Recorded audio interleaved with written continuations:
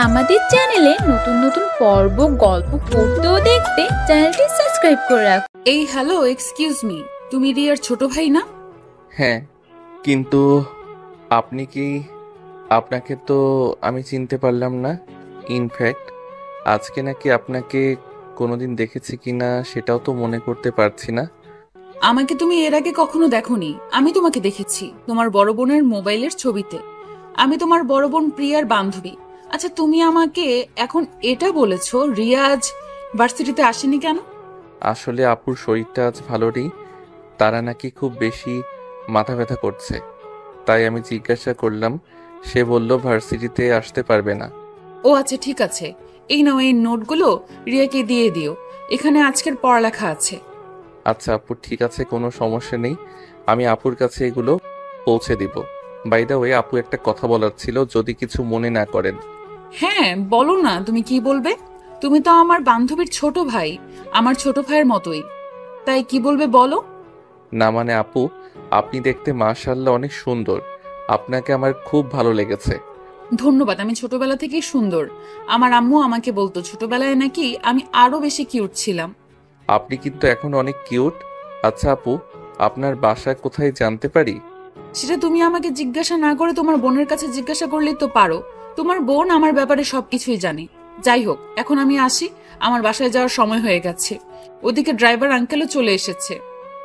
এই বলে মেঘা সেখান থেকে চলে গেল। আর আকাশ মেঘা চলে যাওয়ার দিকে তাকিয়ে আছে। আকাশ এটা মেয়ে দেখছে নাকি আকাশের পরি সেটাই বুঝতে পারছে না। একটা মেয়ে মানুষ এতটা সুন্দর হতে পারে আকাশ জীবনে এই প্রথমবার দেখলো।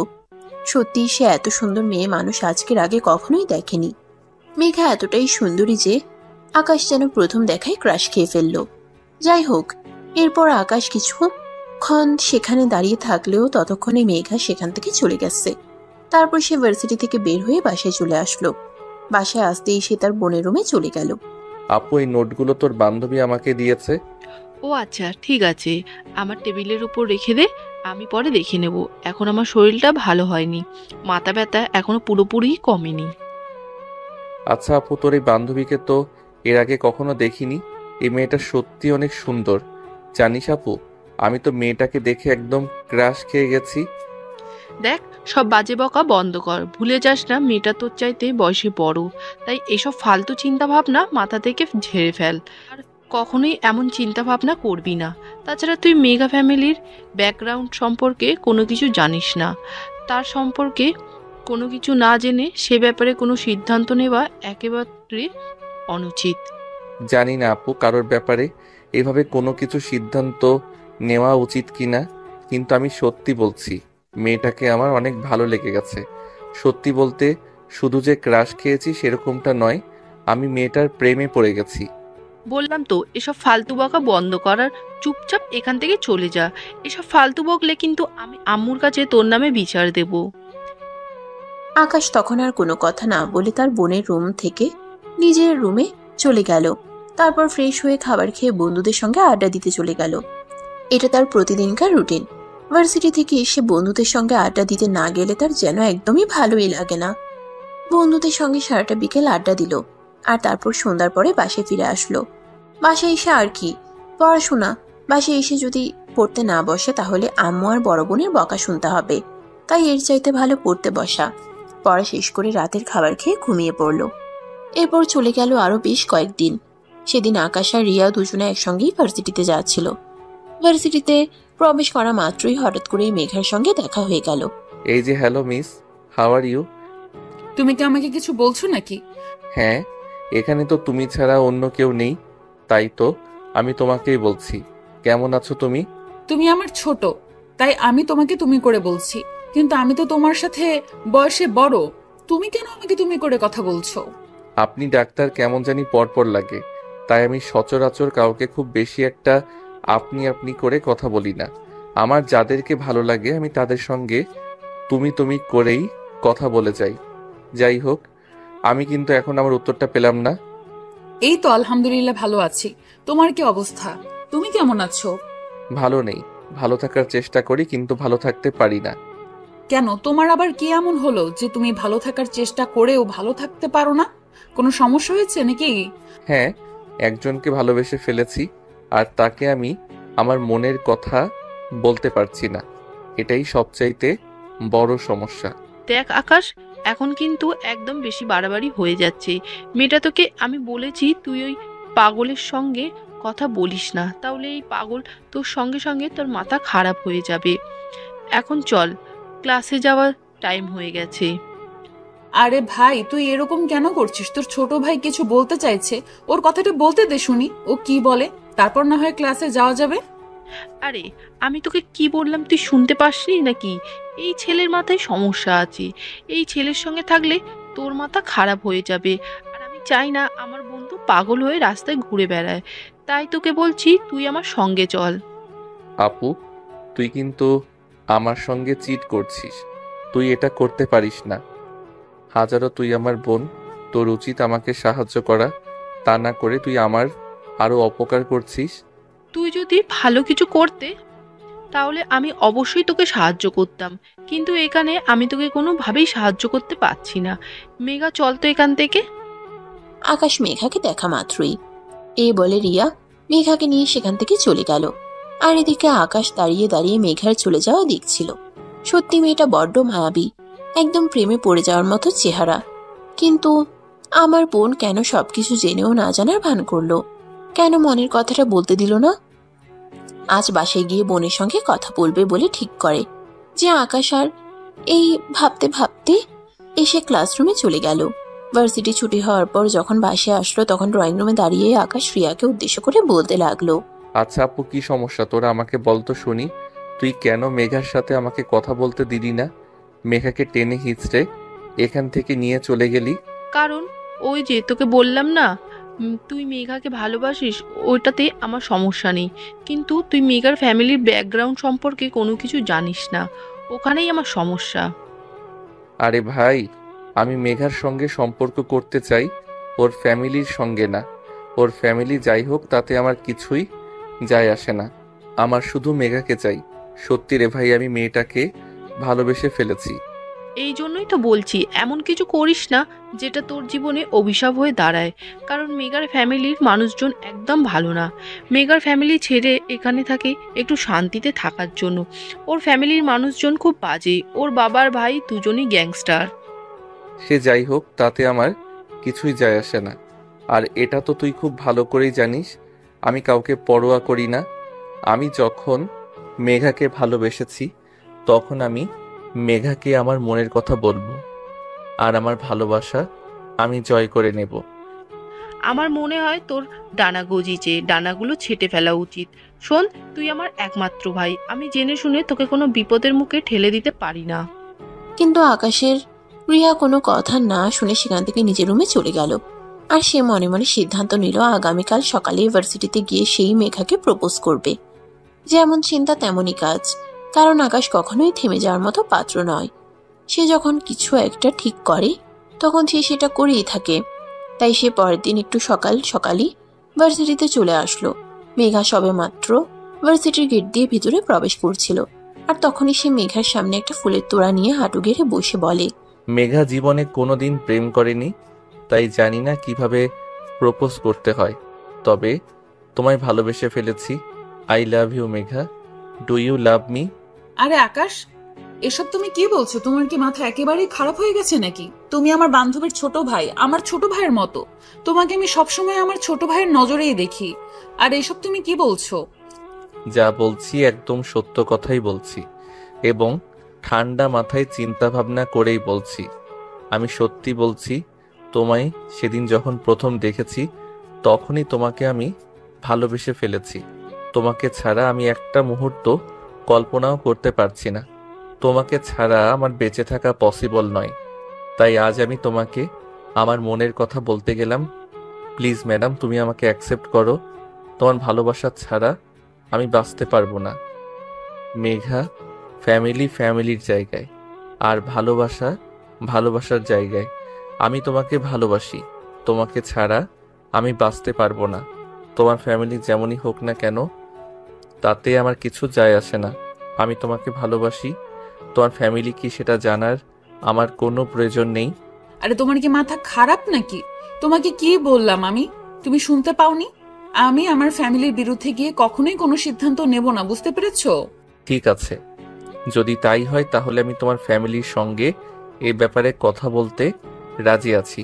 তবে তুমি আমায় অ্যাকসেপ্ট করো। আগে তোমার সঙ্গে আমার ভালোবাসার সম্পর্কটা হোক, তারপর যেভাবেই পারি তোমার ফ্যামিলিকে আমি রাজি করাবই। এটা শোনা মাত্রই মেঘা কোনো কথা না বলে সেখান থেকে চলে যেতে চাইছে না, তখনই আকাশ আবার পেছন থেকে মেঘার হাতটা ধরে ফেলে আর বলতে থাকে, কি হলো মেঘা? আমি তো বললাম তোমার ফ্যামিলিকে যেভাবে হোক আমি রাজি করাবো, কিন্তু তুমি আমার কথার কোনো উত্তর না দিয়ে এখান থেকে চলে যাচ্ছ কেন? আমাকে কয়েকটা দিন সময় দাও, আমি আগে চিন্তা ভাবনা করে দেখি তোমার প্রপোজাল সত্যি একসেপ্ট করা যায় কিনা। দেখো, তোমাকে আমি চিনলেও তোমার সম্পর্কে সেরকম কোনো কিছুই আমি খুব ভালো করে জানি না, তাই তোমার ব্যাপারে আগে আমার খোঁজ খবর নেওয়া উচিত। আমার ফ্যামিলি তোমায় মেনে নেবে কিনা সেটা চিন্তা করা উচিত। আচ্ছা ঠিক আছে, তোমার যত ইচ্ছে তত চিন্তা করো, কিন্তু একটা কথা তোমায় বলে দিচ্ছি, আমার উত্তর কিন্তু অবশ্যই হ্যাঁ হওয়া চাই, কারণ আমি তোমায় ভালোবাসি। আর যদি তুমি আমাকে না বলে দাও তাহলে কিন্তু আমি তোমার সামনেই সুইসাইড করব। আচ্ছা ঠিক আছে, সেটা সময় হলেই দেখা যাবে। এখন আগে আমাকে সবটা ঠান্ডা মাথায় ঠান্ডা করে দেখতে দাও। এরপর আকাশকে আর কোনো কথা বলার সুযোগ না দিয়েই মেঘা সেখান থেকে নিজের ক্লাসরুমে চলে গেল। সেদিন ভার্সিটি থেকে আসার পথে হঠাৎ করেই আকাশের বাইক অ্যাক্সিডেন্ট করানো। আকাশ পায়ে প্রচন্ড ব্যথা পায়, একটা পা ভেঙে যায়, তাই তাকে বেশ কয়েকদিন হসপিটালে থাকতে হয়। সেদিন রিয়া আকাশের সঙ্গে দেখা করতে গেল, তখন কেবিনে কেউ ছিল না, তাই আকাশ রিয়াকে বলল, আপু, আমি যে ব্যথা পেয়েছি এই সম্পর্কে কি মেঘা কিছু জানে না? মেঘা তো একদিন আমার সঙ্গে দেখা করতে আসলো না। ভার্সিটির সবাই যেখানে জানে সেখানে মেঘার না জানার কথা নয়, তো মেঘা কেন আসলো না সেটা তো আমি বলতে পারবো না। কি বলি সেটা তো আমি বিশ্বাসই করতে পারছি না। মেঘার সবকিছু জানে, তারপর আমার সঙ্গে একটাবার দেখা করতে আসলো না। তাছাড়া মেঘা তো সেই দিনের পর থেকে ভার্সিটিতে আসছে না। আমি তার সঙ্গে যোগাযোগ করার অনেক চেষ্টা করছি, কিন্তু কোনোভাবেই যোগাযোগ করতে পারিনি। তার ফোন নাম্বার বন্ধ, তার বাড়ির ঠিকানা জানি না। কি বলিস? হঠাৎ করে মেঘা কোথায় উধাও হয়ে গেল? আচ্ছা, তুই একটা কাজ কর, একটা নার্সের কাছ থেকে জিজ্ঞাসা করে আয় আমাকে হসপিটাল থেকে ছুটি দিবে কবে। তোর কি মাথা খারাপ হয়ে গেছে নাকি? হসপিটাল থেকে ছুটি কবে দেবে এটা তোর জন্য ইম্পর্টেন্ট না? তোর পা পুরোপুরি ভেঙে গেছে, হসপিটাল থেকে যাওয়ার পর আরো 1-1.5 মাস থেকে বিশ্রাম নিতে হবে, তারপর একটু হাঁটাচলা করতে পারবি। আরে আপু, তোকে যেটা জিজ্ঞাসা করেছি তুই সেটাই কর। তুই একটা নার্সের কাছ থেকে জিজ্ঞাসা করে আয় আমাকে ছুটি কবে দিবে। রিয়া তখন আর কোনো কথা না বলে নার্সের কাছে জিজ্ঞাসা করতে গেল। না আর তো বল 2 দিন পর ছুটি দেবে। তখন রিয়া এসে আবারও সেটা আকাশকে জানালো। এটা শুনে আকাশ বলল, আপু, তুই আমার জন্য একটা উপকার করতে পারবি? একটা কাজ করতেই ভার্সিটিতে গিয়ে প্রিন্সিপাল স্যারের কাছ থেকে মেঘার ব্যাপারে একটু খোঁজ খবর নিয়ে আয়। তুই তো মেঘার বন্ধু, তাই প্রিন্সিপাল স্যার তো কি কোনো সন্দেহ করবে না। আচ্ছা ঠিক আছে। অতঃপর আকাশের কাছ থেকে বিদায় নিয়ে বাসে চলে আসে রিয়া। এর পরের দিন যখন ভার্সিটিতে গেল সে, তখন কোনো রকমে প্রিন্সিপাল স্যারের কাছে মেঘার ব্যাপারে জিজ্ঞাসা করলো। আসসালামু আলাইকুম স্যার, আপনার কাছে একটু দরকার ছিল তাই এসেছিলাম। ওয়ালাইকুম আসসালাম। আরে রিয়া, হঠাৎ তুমি কেন? বলো না, কি বলবে? স্যার, আমি আসলে মেঘার ব্যাপারে আপনার কাছে কিছু জিজ্ঞাসা করতে এসেছিলাম। মেঘা তো কয়েকদিন ধরে ভার্সিটিতে আসছে না, তার ফোন নাম্বারও বন্ধ বলছে। ও আসলে ওর বড় ভাই এসেছিল সেদিন, তাই ওকে নিয়ে গ্রামের বাড়িতে চলে গেছে, তাই হয়তো সে ভার্সিটিতে আসছে না। তাছাড়া ওর বড় ভাই তো বলেছিল কি সপ্তাহখানেকের মধ্যে ওকে আবার ঢাকায় ফিরিয়ে দেবে। ওর বড় ভাইয়ের কোনো নাম্বারও আমার কাছে নেই, তাই আমি ওদের সাথে যোগাযোগ করতে পারছি না। ঠিক আছে স্যার, কোনো সমস্যা নেই, কিন্তু আপনি যদি একটু মেঘার ফাইল চেক করে আমাকে বলতেন ওর বাড়ির ঠিকানাটা কোথায়, তাই আমি ওর সঙ্গে যোগাযোগ করার চেষ্টা করতাম। আসলে ওর কাছে আমার কিছু গুরুত্বপূর্ণ জিনিস ছিল, ওগুলো আমার খুব দরকার, তাই আর কি। আচ্ছা ঠিক আছে, কোনো সমস্যা নেই, তুমি একটু ওয়েট করো, আমি এক্ষুনি দেখে তোমাকে জানাচ্ছি। এই বলে প্রিন্সিপাল স্যার আলমারি থেকে বেশ কিছু ফাইল বের করলো আর তারপর সেগুলো ঘেঁটে দেখতে লাগলো। বেশ কিছুক্ষণ ঘাটাঘাটির পর প্রিন্সিপাল স্যার একটা ফাইল নিয়ে তারপর মেঘার ঠিকানাটা একটা কাগজে লিখলো আর সেটা রিয়ার হাতে তুলে দিয়ে বলল, এটাই হলো মেঘার গ্রামের বাড়ির ঠিকানা, কিন্তু সাবধান, একটা বিষয় তোমাকে বলে দিচ্ছি, ওখানে গিয়ে কিন্তু তুমি মেঘাকে কোনো ঝামেলা করো না। আসলে মেঘার ফ্যামিলি ব্যাকগ্রাউন্ড সম্পর্কে তো একটু জানো, তাই খুব সাবধানে যেও। ঠিক আছে স্যার, আপনি কোনো চিন্তা করবেন না। আমি সর্বোচ্চ সতর্কতা অবলম্বন করব, কারণ মেঘ তার ফ্যামিলি সম্পর্কে আমি খুব ভালো করেই জানি, তাই কোনো সমস্যা হবে না। ঠিক আছে, তোমার জন্য শুভকামনা রইল, যেন তুমি খুব ভালোভাবে ওখানে থেকে ফিরে আসতে পারো, কারণ মেঘার ফ্যামিলির লোকজন খুবই গিরিঙ্গিবাজ মানুষ। এরকম মানুষ আমি আর জীবনে দেখিনি। আমি আগে এরকম জানলে মেঘাকে কোনোদিনও আমার ভার্সিটিতে ভর্তি করাতাম না। আচ্ছা স্যার, ঠিক আছে, তাহলে এখন আসি। এই বলে রিয়া প্রিন্সিপাল স্যারের কেবিন থেকে বের হয়ে সোজা হসপিটালে চলে আসলো। আর তারপর কাগজটা আকাশের হাতে তুলে দিল আর বলল, এই যে প্রিন্সিপাল স্যারের কাছ থেকে নিয়ে এসেছি, তবে প্রিন্সিপাল স্যার নিজেও কিন্তু অনেকবার সাবধান করে দিয়েছে, যা করার কিন্তু খুব সাবধানে করতে হবে, কারণ মেগার ফ্যামিলির মানুষজন একদম ভালো নয়। আচ্ছা ঠিক আছে, তুই কোনো চিন্তা করিস না। এখন তাহলে বাসায় চলে যা। আর খবরদার, এ ব্যাপারে কিন্তু কখনোই কাউকে কিছু বলবি না। এটা আমার সিক্রেট জিনিস। অতঃপর রিয়া বাসায় চলে আসলো। আর এদিকে আকাশ তার যে ডাক্তার ট্রিটমেন্ট করছে তার সঙ্গে কথা বলতে লাগলো। আমার সুস্থ হতে কতদিন লাগবে? এই তো খুব বেশি হলে আর 15 দিন। কারণ তুমি তো আমায় বলেছো আমি যেন তোমাকে সর্বোচ্চ ট্রিটমেন্ট দেই, তাই আমি আমার সর্বোচ্চটা দিয়ে চেষ্টা করছি তোমাকে যত তাড়াতাড়ি সম্ভব সুস্থ করে তোলা যায়। আপনার যত টাকা লাগবে আমি দেব, কিন্তু আপনি আমার ভালো ট্রিটমেন্টের ব্যবস্থা করুন, যাতে আমি খুব দ্রুত সুস্থ হয়ে উঠতে পারি। কারণ আপনাকে তো বললাম, আমার খুবই সিক্রেট একটা কাজ আছে যেটা খুব তাড়াতাড়ি করতে হবে। তাই আগে তো আমাকে সুস্থ হতে হবে, তা না হলে তো হবে না কিছুই। ঠিক আছে, চিন্তার কোনো কারণ নেই। আমি আমার সর্বোচ্চটা দিয়ে চেষ্টা করছি যত তাড়াতাড়ি সম্ভব তোমাকে সুস্থ করে তুলবো। তবে একটা কথা আমি বুঝতে পারছি না, মানুষ তো অসুস্থ হলে সুস্থ হওয়ার জন্য সময় নেয় যাতে সে পুরোপুরিভাবে সুস্থ হতে পারে, কিন্তু তুমি কেন এরকম তাড়াহুড়ো করছো? আমি সেটাই বুঝতে পারছি না। দেখুন, আপনি ডাক্তার আর আমি আপনার পেশেন্ট, তাই আমার ব্যাপারে এত কিছু জানার কোনো প্রয়োজন নেই।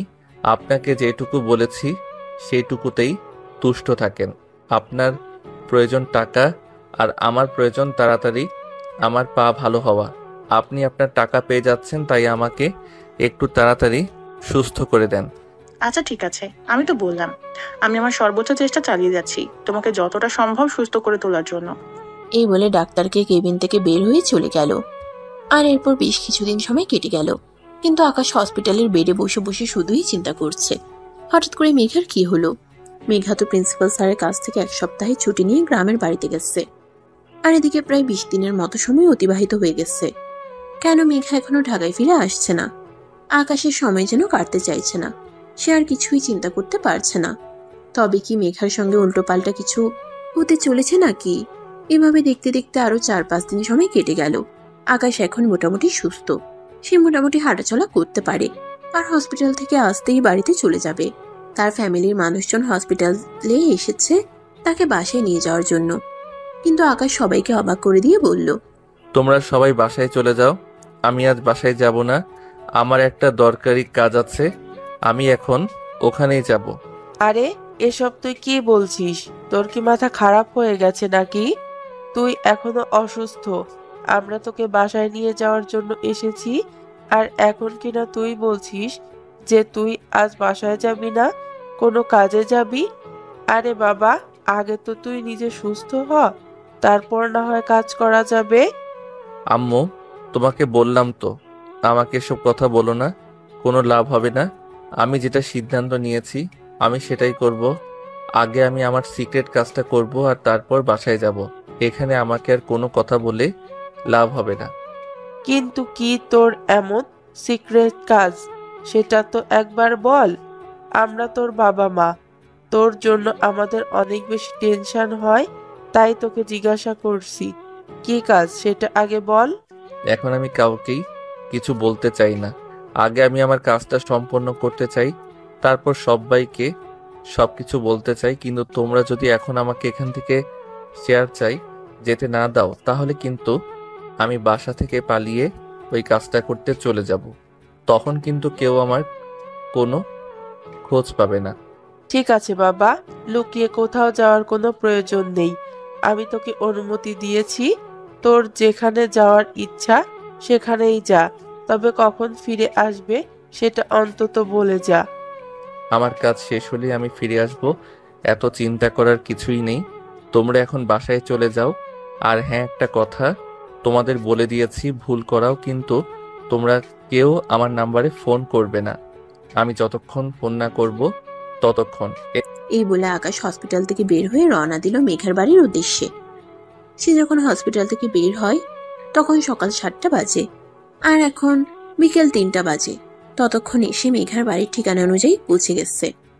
সামনেই দেখতে পেল বিশাল এক অট্টালিকা। সে মনে মনে ভাবলো এটাই হয়তো মেঘাদের বাড়ি, তাই পাশ দিয়ে হেঁটে যাওয়া ছোট্ট একটা মেয়েকে জিজ্ঞাসা করলো, এই মেয়ে, তোমার নাম কি?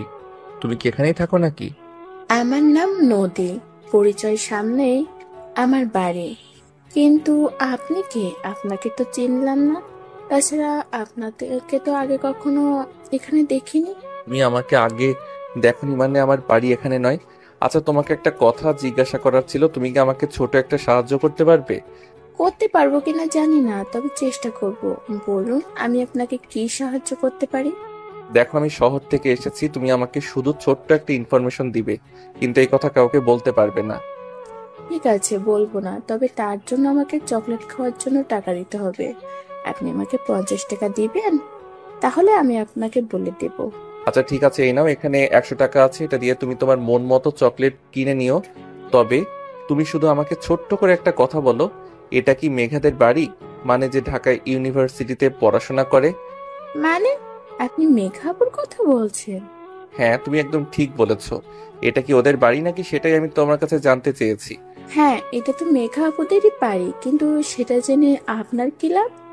লাভ মিস্ত্রি হিসাব করে তোমার তো কোনো লাভ নেই। তোমার কাছে শুধু আমি ঠিকানাটা জানতে চেয়েছিলাম, আর তার জন্য তো আমি তোমাকে টাকা দিয়েছি। তাহলে এখন তুমি তোমার মুখটা বন্ধ করে এখান থেকে চুপচাপ চলে যাও।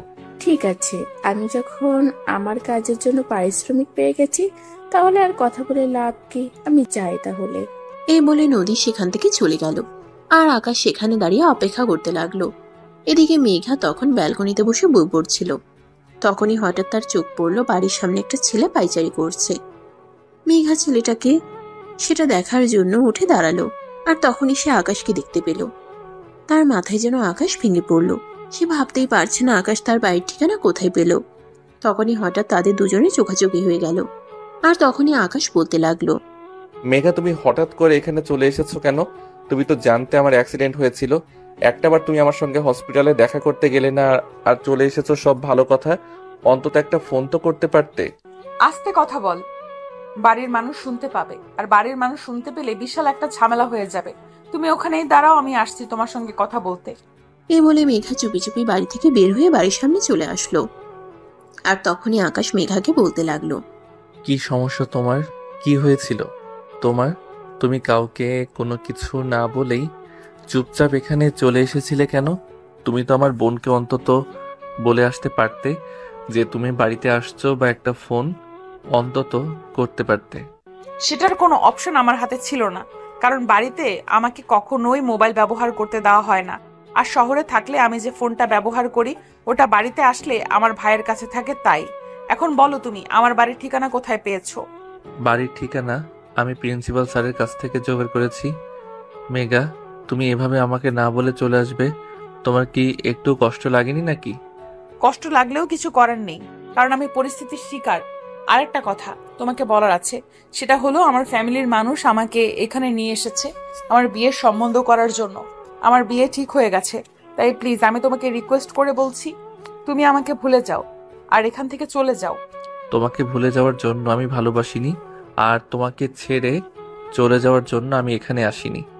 আমি এখানে এসেছি তোমাকে নিয়ে যাওয়ার জন্য। আমি তোমায় ভালোবাসি, তোমাকে ছাড়া আমি বেঁচে থাকতে পারবো না, সেটা তো আমি তোমাকে বলেই দিয়েছি। তাহলে এখন তুমি আমাকে এসব কথা কেন বলছো? শুধুমাত্র এই কারণেই তোমাকে এসব কথা বলছি যে আমি আমার ফ্যামিলির বিরুদ্ধে গিয়ে কখনোই কিছু করতে পারবো না, সেটা তো তোমাকে বলেই দিয়েছি। তাছাড়া এখন যখন আমার ফ্যামিলির মানুষ আমার বিয়ের সম্বন্ধ ঠিক করেছে, এখন আর কোনোভাবে এখান থেকে বেরিয়ে যাওয়া আমার পক্ষে সম্ভব নয়, কারণ আমি আমার বাবা আর ভাইদের প্রচন্ড ভয় পাই। তোমার বাবা ভাইকে তুমি ভয় পেতে পারো, কিন্তু আমি তো ভয় পাই না। আমি তোমার বাবা ভাইয়ের সম্মুখীন হব, আর তাদের সঙ্গে কথা বলবো। তারপর তাদেরকে রাজি করিয়েই আমি তোমাকে আমার বাড়িতে নিয়ে যাব। এটা কোনোদিনই সম্ভব নয়, তাই আমি তোমাকে শেষবারের মতো বলছি, তুমি এখান থেকে চলে যাও। আমার ভাই কিংবা আমার বাড়ির মানুষ যদি তোমাকে দেখতে পায় তাহলে তোমাকে একদম খুন করে ফেলবে। তোমাকে না পেয়ে বেঁচে থাকার চাইতে মরে যাওয়া অনেক ভালো। ভালোবাসাবিহীন মানুষ কখনোই বেঁচে থাকতে পারে না। আকাশ, তোমার সঙ্গে আমার ভালোবাসার সম্পর্কটা না হয়ে উঠলেও তুমি আমার বান্ধবীর ছোট ভাই, তাই আমি তোমাকে রিকোয়েস্ট করে বলছি, প্লিজ তুমি এখান থেকে চলে যাও। এমন কিছু করো না যেটা তোমার আর আমার দুজনের জন্যই ক্ষতিকারক হয়। এই বলে মেঘা আসে এখান থেকে দৌড়ে বাড়ির ভিতরে ঢুকে গেল, কারণ তখনই তার বাবার গাড়ি বাড়িতে প্রবেশ করছিল। কিন্তু আকাশ তখনও সেখানে ঠাই দাঁড়িয়ে আছে। মেঘার বাবা গাড়ি থেকে নেমে আকাশকে দেখে নিজের কাছে ডেকে নিলেন। এই ছেলে, কে তুমি? আর আমার বাড়ির সামনে কি করছো তুমি? তুমি তো আমাদের এলাকার না। আঙ্কেল, আমি সত্য বলবো না মিথ্যে বলবো? আমার সামনে দাঁড়িয়ে আজ পর্যন্ত কেউ মিথ্যে কথা বলার সাহস পায় না, আর তাই আমি আশা করব তুমিও মিথ্যে কথা বলবে না। তাহলে শুনেন শ্বশুর আব্বু, আমি আপনার মেয়েকে ভালোবাসি, আপনার মেয়েও আমাকে ভালোবাসে, কিন্তু আপনার ভয়ে এসে আমাকে তার ভালোবাসার কথা বলতে পারে না, তাই আপনার ঠিক করা ছেলের সঙ্গে বিয়ে করতেছে রাজি হয়েছে। কিন্তু এটা শুনে আমি তো আর চুপ করে বসে থাকতে পারি না, তাই ঢাকা থেকে এখানে চলে এসেছি আপনার মেয়েকে বউ করে আমাদের বাড়িতে নিয়ে যাওয়ার জন্য। তোমার সাহস দেখে আমি অবাক না হয়ে পারছি না। যেখানে আমার ভয়ে বাঘে মশে এক কুয়ারে পানি খায়, আর এখানে তুমি কিনা আমার সামনে দাঁড়িয়ে আমার মেয়েকে নিয়ে কথা বলছো। এত বড় দুঃসাহস তোমার! শ্বশুর মশাই, ভালোবাসার মানুষটা যদি নিজের চোখের সামনে অন্য কারো হয়ে যায় তাহলে একটু তো দুঃসাহসী হতে হয়। তাই আমি আপনাকে সরাসরি বললাম মেঘাকে আমি ভালোবাসি, আর আপনি যদি মেয়েদেরকে অন্য কারোর হাতে তুলে দেন তাহলে আমি আপনার বাড়ির সামনে সুইসাইড করব, আর সেটার জন্য দায়ী থাকবেন আপনি। আমার সামনে দাঁড়িয়ে এভাবে কথা বলার মতো দুঃসাহস ছেলে আমি জীবনে দুটো দেখেছি কিনা সন্দেহ। তোমার সাহসের তারিফ করতে হয়, তাই আমি তোমাকে বলছি তুমি চুপচাপ এখান থেকে চলে যাও। যা বলেছো আমার কাছে বলেছো, এই কথাটা যেন আর কেউ শুনতে না পায়। কেউ কোনো কিছু শুনতেও পারবে না, আর কেউ কোনো কিছু জানতেও পারবে না। আপনি চুপচাপ মেঘাকে আমার হাতে তুলে দেন। মেঘাকে নিয়ে আমি এখান থেকে চলে যাব, আর কেউ কোনো কিছু জানতে পারবে না। তার মানে সহজ কথায় কাজ হবে না, বুঝতে পেরেছি। তোমার জন্য একটি উত্তম মধ্যমের ব্যবস্থা করতে হবে। এই তোরা কে কোথায় আছিস? এই ছেলেটাকে একটু উত্তম মধ্যম দে তো। কথাটা বলতে দেরি হলো, কিন্তু আশপাশ থেকে কিছু ছেলে পেলে দৌড়ে আসতে দেরি হলো না। ছেলেগুলো দৌড়ে এসে আকাশকে ইচ্ছে মতো পেটাতে শুরু করলো, কিন্তু আকাশও কম যায় না। সে ছোটবেলা থেকে বক্সিং এর ট্রেনিং নিয়েছে, তাই সে ছেলেগুলোকে মেরে একদম চিটপটাং করে দিল। অপরদিকে মেঘা ততক্ষণ ধরে ব্যালকনিতে দাঁড়িয়ে এই দৃশ্য দেখছিল। আকাশ ছেলেগুলোকে মেরে একদম খারাপ অবস্থা করে দিয়েছে। এটা দেখে মেঘার বাবা বলতে লাগলো, এই ছেলেটা তুমি কি করবে? তোমাকে দেখে তো মশার মতো মনে হয়, কিন্তু তোমার শরীরে এত হাতির মতো শক্তি আসলো কোথা থেকে? তুমি আমার ছেলেগুলোকে মেরে কি হাল করে দিয়েছো? আমাকে দেখতে মশার মতো মনে হলেও আমার শরীরে ভালোবাসার শক্তি আছে। আমি আমার ভালোবাসাকে জয় করতে এসেছি, তাই আমাকে দুর্বল ভাববেন না। মেঘার বাবা তখন কোনো কথা না বলে চুপচাপ বাড়ির ভেতরে চলে আসলো, আর ড্রয়িং রুমে এসে চিৎকার করতে লাগলো, এই মেঘা, মেঘা কোথায় তুই? তাড়াতাড়ি এখানে, আমি তোর সঙ্গে কথা বলতে চাই। হ্যাঁ বাবা, বলো কি বলবে। বাইরে যে ছেলেটা এসেছে ওই ছেলেটা কে? ওই ছেলেটা নাকি তোকে ভালোবাসে। তুই এই ছেলেটাকে চিনিস? না মানে আসলে বাবা, আমি ছেলেটাকে আমার সঙ্গে আমাদের ভার্সিটিতে পড়াশোনা করে, আর তখন থেকে ছেলেটা আমাকে পছন্দ করে। কিন্তু বিশ্বাস করো, এই ছেলেটার সঙ্গে আমার কোনো সম্পর্ক নেই। আমি কোনোদিনও এই ছেলেটাকে আশ্বাস দেইনি যে তাকে বিয়ে করব। ঠিক আছে, তাহলে ওই ছেলেটাকে বলে আয় এখান থেকে চুপচাপ চলে যেতে, তা না হলে কিন্তু ছেলেটার সঙ্গে খারাপ হয়ে যাবে। ঠিক আছে বাবা, তুমি কোনো চিন্তা করো না, আমি এক্ষুনি ছেলেটাকে বলে আসছি এখান থেকে চুপচাপ চলে যেতে। তুমি উপরে যাও, বিশ্রাম নাও। এই বলে মেঘা আস্তে আস্তে বাড়ির বাইরে চলে আসলো। আকাশ তখনও বাড়ির বাইরে দাঁড়িয়ে আছে।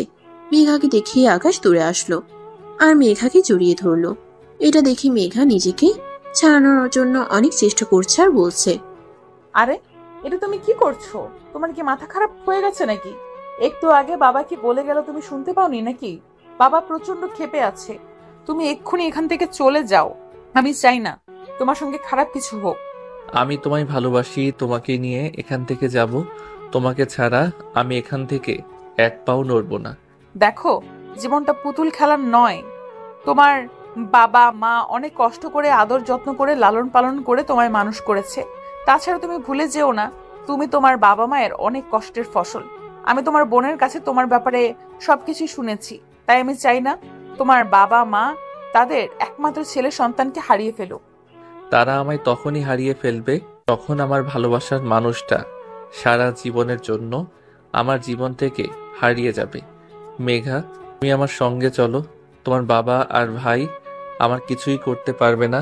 মেঘা তোমার সঙ্গে যাবে না, কারণ মেঘা আমার মেয়ে। মেঘা সেটাই করবে যেটা আমি তাকে করতে বলবো। তবে তোমাকে আমার বেশ ভালোই পছন্দ হয়েছে। তবে একটা কথা বলতে চাই, আমি তোমাকে একটা সুযোগ দিতে চাই। তুমি যদি আমার মেয়েকে সাথেই ভালোবাসো তাহলে তোমার ফ্যামিলিকে নিয়ে আসো।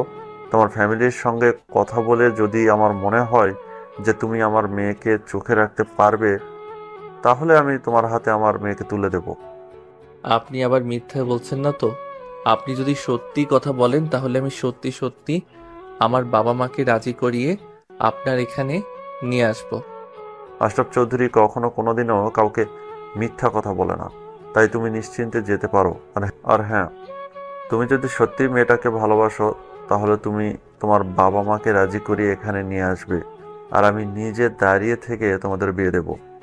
কথাটা শোনা মাত্রই মেঘার বড় ভাই পাশ থেকে বলতে লাগলো, বাবা, এসব তুমি কি বলছো? তোর কি মাথা খারাপ হয়ে গেছে নাকি? চেনা নেই জানা নেই, যার সম্পর্কে আমরা কিছু জানি না, তার হাতে আমরা আমাদের বোনকে কোনোভাবেই তুলে দিতে পারি না। চুপ করো তুমি। ছেলেটা মেয়েকে যদি সত্যিই ভালোবাসে তাহলে সে তার ফ্যামিলিকে নিয়ে আসুক। আমি তাদের সঙ্গে কথা বলে এই ছেলেটার সঙ্গে এই মেয়েটাকে বিয়ে দেব। আব্বু, তুমি এমনটা করতে পারো না। আমি আমার বন্ধুকে কথা দিয়েছি, তার সঙ্গে আমার বোনের বিয়ে দেব। আমি আমার কথার বরখেলাপ তো করতে পারবো না। আপনার কথার কারণে আমি আমার ভালোবাসার মানুষকে হারাতে পারি না শ্বশুর আব্বু। আমি চাচ্ছি, তবে আমি কালকেই ফিরে আসব আমার আব্বু আম্মুকে সঙ্গে নিয়ে। ঠিক আছে, যাও তাহলে। এই বলে আকাশ সেখান থেকে চলে আসলো আর সোজা নিজের বাসায় চলে আসলো। বাসায় ফিরে আসতেই তার আম্মু তাকে বলতে লাগলো, আমি বুঝি না, তোর মাথায় ভূত ঢুকেছে নাকি? তুই কাউকে কোনো কিছু না বলে হসপিটাল থেকে সোজা কোথায় চলে গেলি, আর আজ 2 দিন পর বাসায় ফিরে আসলি? বলতো তোর কি হয়েছে? আব্বু কোথায়? আমি আব্বুর সঙ্গে কথা বলতে চাই, আর তারপরে তোমরা সবকিছু জানতে পারবে। এখন আমাকে দয়া করে বিরক্ত করো না, এমনিতেই অনেক টেনশনে আছি। তোর আব্বু তো এখনো বাসায় ফিরে আসেনি। তোর আব্বুর নাকি আজ অফিসের একটা জরুরি মিটিং আছে। ওটা শেষ করে ফিরে আসতে রাত 10টার মতো বেজে যাবে। কিন্তু কি হয়েছে তুই আমাকে বল, আমি শুনি।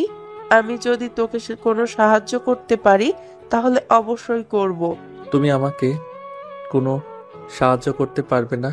আমাকে আব্বুর সঙ্গে কথা বলতে হবে। আব্বু যদি রাজি হয় তাহলে তুমিও রাজি হবে। এই বলে আকাশ সোজা নিজের রুমে চলে গেল আর অপেক্ষা করতে লাগলো কখন তার আব্বু বাড়িতে আসবে। রাত 10টা বাজতে না বাজতেই তার আব্বু বাসে চলে আসলো আর তার আব্বুর কণ্ঠস্বর শুনে সে সোজা দৌড়ে তার আব্বুর রুমে চলে আসলো। তাকে এরকম হন্তদন্ত হয়ে ছুটে আসতে দেখে তার আব্বু বলল, আরে আকাশ, কি হয়েছে তোর? তুই এভাবে হন্তদন্ত হয়ে ছুটতে এসেছিস কেন? আর তোকে এরকম চিন্তিত দেখাচ্ছে কেন? আব্বু, আমি তো তোমার একমাত্র ছেলে, তাই তোমার কাছে একটা রিকোয়েস্ট করতে চাই। তুমি কি আমার রিকোয়েস্ট রাখবে? অবশ্যই, কেন নয়। তুই আমার একমাত্র ছেলে, তোকে আমি আমার জীবনের চাইতে অনেক বেশি ভালোবাসি। তুই আমার কাছে কোনো কিছু চাইলে আমি অবশ্যই সেটা তোকে এনে দিব। বল, তুই কি চাস আমার কাছে? আব্বু, আমি একটা মেয়েকে ভালোবাসি, আর মেয়েটা আপুর ক্লাসমেট। আরে কি বলছিস তুই এসব? তোর কি মাথা খারাপ হয়ে গিয়েছে নাকি? তুই তোর চাইতে বয়সে বড় একটা মেয়েকে কি করে ভালোবাসতে পারিস? দেখো আব্বু, ভালোবাসা কখনো জাতকাল পাত্র ভেদে হয় না। আমি মেয়েটাকে ভালোবাসি, এটাই সবচাইতে বড় কথা। তাছাড়া আমি হসপিটাল থেকে সোজা ওই মেয়েটার বাড়িতে গিয়েছিলাম, আর তার বাবা বলেছে আমি যদি মেয়েটাকে সত্যি ভালোবাসি তাহলে আমার ফ্যামিলির মানুষকে রাজি করিয়ে ওদের বাড়িতে নিয়ে যেতে। তাই আমি তোমাদের সঙ্গে কথা বলতে এসেছি। এখন তোমরা যদি সত্যি আমাকে ভালোবাসো তাহলে আমার ভালোবাসাকে মেনে নাও, আর ওই মেয়েটাকে আমার করে পেতে সহযোগিতা করো। ঠিক আছে, আমার কাছে আমার মান সম্মানের জন্য কিছুর চাইতে সবচেয়ে উপরে হলো আমার ছেলে, আর আমার ছেলের জন্য আমি সবকিছু করতে পারি। তুই যখন মেয়েটাকে ভালোবাসিস তাহলে আমরা অবশ্যই তাকে এই ব্যাপারে সহযোগিতা করব। থ্যাংক ইউ আপু, থ্যাংক ইউ সো মাচ। আমি জানতাম তুমি আমার ভালোবাসাকে মেনে নেবে, তাই আমি তাদেরকে বলে এসেছি আমি আমার বাবাকে নিয়ে তারপরেই যাব। ঠিক আছে, তাহলে তুই এখন তো রুমে গিয়ে বিশ্রাম কর। আগামীকাল সকাল হলেই না হয় আমরা ওখানের উদ্দেশ্যে রওনা দিব। আকাশ তখন খুশি মনে নিজের রুমে চলে আসলো আর বিছানায় শুয়ে ঘুমিয়ে পড়লো। অপেক্ষা করতে লাগলো কখন রাত পোহাবে আর কখন সকাল হবে, কখন সে তার ভালোবাসার মানুষটিকে নিজের করে পাওয়ার পথে রওনা দেবে। সকাল হতে না হতেই ঘুম থেকে উঠে সে তার বাবাকে ঘুম থেকে ডেকে তুললো, আর তারপর দুজনে মিলে ফ্রেশ হয়ে নাস্তা করে বাসা থেকে বেরিয়ে পড়লো। দুপুর 1টার দিকে তারা মেঘাদের বাড়িতে এসে পৌঁছে গেল। নায়িকার বাবা তখন ড্রয়িং রুমে বসে টিভি দেখছিলেন, আর তখনই আকাশ তার বাবাকে নিয়ে বাড়ির ভিতরে প্রবেশ করলো। মেঘার বাবা তাদেরকে দেখে উঠে সালাম প্রদর্শন করলো আর কুশলাদি বিনিময় করে বসতে বলল। আসসালামু আলাইকুম ভাই সাহেব, কেমন আছেন? ওয়ালাইকুম আসসালাম। এই তো আপনাদের দয়ে আল্লাহর রহমতে ভালোই আছি। আপনাদের কি অবস্থা? আপনারা কেমন আছেন? এই তো আলহামদুলিল্লাহ ভালোই আছি। যাই হোক, আসতে আপনাদের কোনো অসুবিধা হয়নি তো? না, কোনো অসুবিধা হয়নি, সবকিছু একদম ঠিকঠাক আছে। যাই হোক, কথা না বাড়িয়ে চলুন মূলক কথায় আসা যাক। দেখুন, টাকা পয়সা অর্থ সম্পদ কোনো কিছুর আমাদের কমতি নেই, তবে আমি আমার ছেলেকে খুব বেশি ভালোবাসি। আমার ছেলেটা আমার কাছে কোনো কিছুর আবদার করে, তাকে আমি কখনোই সেটা না দিয়ে থাকতে পারি না। আমার ছেলেটা বললো সে আপনার মেয়েকে ভালোবাসে, আর আমি যদি আপনার সঙ্গে কথা বলতে আসি তাহলে নাকি আপনি আপনার মেয়েকে আমার ছেলের সঙ্গে বিয়ে দিবেন। তাই আমি এক মুহূর্ত দেরি না করে চলে আসলাম। হ্যাঁ, আপনি একদম ঠিকই শুনেছেন। আমি এই কথাটাই আপনার ছেলেকে বলেছি, কারণ চেনা নেই জানা নেই একটা ছেলের হাতে আমি আমার মেয়েকে তুলে দিতে পারি না। আমার মেয়ের ভবিষ্যৎ বলে কথা। মেঘা আমার একমাত্র মেয়ে। মেঘার মা মারা যাওয়ার পর মেয়েটাকে আমি অনেক কষ্ট করে আদর যত্ন করে লালন পালন করে মানুষ করেছি। তাছাড়া আমি এলাকার সবচাইতে ধনী ব্যক্তি, তাই আমার শত্রুপক্ষ অনেক বেশি। আমার মেয়েটার নিরাপত্তার জন্য আমি ঢাকায় রেখে পড়াশোনা করার মাঝে মাঝে কয়েকদিনের জন্য এখানে নিয়ে আসি। এভাবে এই কথা চলছিল তাদের মধ্যে, আর তখনই সেখানে মেঘার বড় ভাই এসে উপস্থিত হয় আর তাদের কথাবার্তা শুনে বলতে থাকে। বাবা, তোমাকে না আমি বললাম মেয়েটাকে আমি আমার বন্ধুর সঙ্গে বিয়ে দেব, কিন্তু তুমি আমার কথা না শুনে আবার ওই ছেলের বাবার সঙ্গে কেন কথা বলেছো? কারণ এই ছেলেটা আমার মেয়েটাকে ভালোবাসে, আর আমি এটা খুব ভালো করে জানি যে আমার মেয়েটা সেখানেই সব থেকে বেশি ভালো থাকবে যেখানে আমার মেয়েটা ভালোবাসায় ভালো থাকতে পারবে। বাবা, তুমি এটা খুব ভালো করেই জানো আমি আমার বলা কথা কখনো ফিরিয়ে নিই না, তাই আমি এই বিয়েটা মেনে নিতে পারলাম না। এই ছেলে, তুমি যদি নিজের ভালো চাও তাহলে চুপচাপ এখান থেকে চলে যাও, আর আমার বোনকে বিয়ে করার চিন্তাটা একদম মাথা থেকে ঝেড়ে ফেলে দাও। সরি মাই ডিয়ার শালাবাবু, এটা আমি কখনোই করতে পারবো না, কারণ আমি আপনার বোনকে ভালোবাসি। আমার ভালোবাসা এতটাও সস্তা নয় যে আপনি বলবেন আর আমি আমার ভালোবাসাকে ত্যায্য করে চলে যাব। আমি আমার ভালোবাসার জন্য সব কিছু করতে পারি। তার মানে সোজা কথায় কাজ হবে না? সোজা কথায় যদি কাজ না হয় তাহলে যে কিভাবে কাজ করাতে হয় সেটা আমার খুব ভালো করেই জানা আছে, তাই চিন্তার কোনো কারণ নেই। শালাবাবু, এসব ভয় আমাকে দেখিয়ে কোনো লাভ হবে না, কারণ আমি কোনো কিছু ভয় পাই না। আমি ভালোবাসি, আর ভালোবাসাকে কিভাবে জয় করতে হয় সেটা আমি জানি। তার মানে তোকে যাই কিছু বলি না কেন তুই কোনো কথাই শুনবি না, ঠিক করে নিয়েছিস? ঠিক আছে, এখানে আমার বাবা বসে আছে বলে তোকে এখনো এখানে আস্ত বসে থাকতে দিচ্ছি, তা না হলে এতক্ষণে তোর শরীর থেকে মাথাটা আলাদা করে ফেলতাম। দেখুন ভাই সাহেব, এটা কিন্তু একদমই ঠিক হচ্ছে না। আপনার ছেলে বলে এখনো আমি এগুলো সহ্য করছি, কারণ আপনার মেয়েকে আমার ছেলে ভালোবাসে। তা না হলে আমরাও কিন্তু প্রতিপত্তি কম নয়। আপনার ছেলে একথা বলে এখানে দাঁড়িয়ে থাকতে পারতো না। ভাই সাহেব, আপনি প্লিজ শান্ত হন, বিষয়টা আমাকে দেখতে দেন। রাজ, তুমি এক্ষুনি এখান থেকে চলে যাও। তুমি ভুলে যেও না এখানে তোমার ছোট বোনের বিয়ের সম্বন্ধ চলছে। হ্যাঁ, আমিও তো সেটাই বলতে চাইছি যে আমি আমার বোনের বিয়ে আমার বন্ধুর সঙ্গে ঠিক করেছি, আর আমার বন্ধুর সঙ্গেই আমার ছোট বোনের বিয়ে হবে। কারণ এলাকায় আমাদের শত্রু অনেক, তাই ভালো থাকার জন্য আমাদের পার্টি বড় করার প্রয়োজন আছে। আর আমিও ঠিক করেছি মেঘাকে আমি আমার বউ বানিয়ে আমার বাড়িতে নিয়ে যাব। মেঘার সমস্ত সুরক্ষার দায়িত্ব আমি নেব। আজ এই কথাগুলো আর নিতে পারছিল না, কারণ সে কোনো কথা বললে সেটার বরখেলাফ হলে সে একদমই সহ্য করতে পারে না। তাই সে প্রচন্ড রকম ক্ষেপে গেল, আর তখনই আকাশের শার্টের কলার ধরে ফেলল। আর এটা দেখে আকাশ অনেক রেগে গেল। তোকে বললাম না তুই চুপচাপ এখান থেকে চলে যা, আমার বোনকে তুই কোনোদিনই বিয়ে করতে পারবি না। শার্টের কালারটা ছেড়ে দেন বলছি। আপনি আমার হবু শালাবাবু, তাই এখনো সম্মান দিয়ে কথা বলছে, কিন্তু আমার ধৈর্যের সীমা অতিক্রম করবেন না, তাহলে কিন্তু খুব খারাপ হয়ে যাবে বলে দিলাম। এই আমার বাড়িতে দাঁড়িয়ে তুই আমাকে থ্রেট দেস?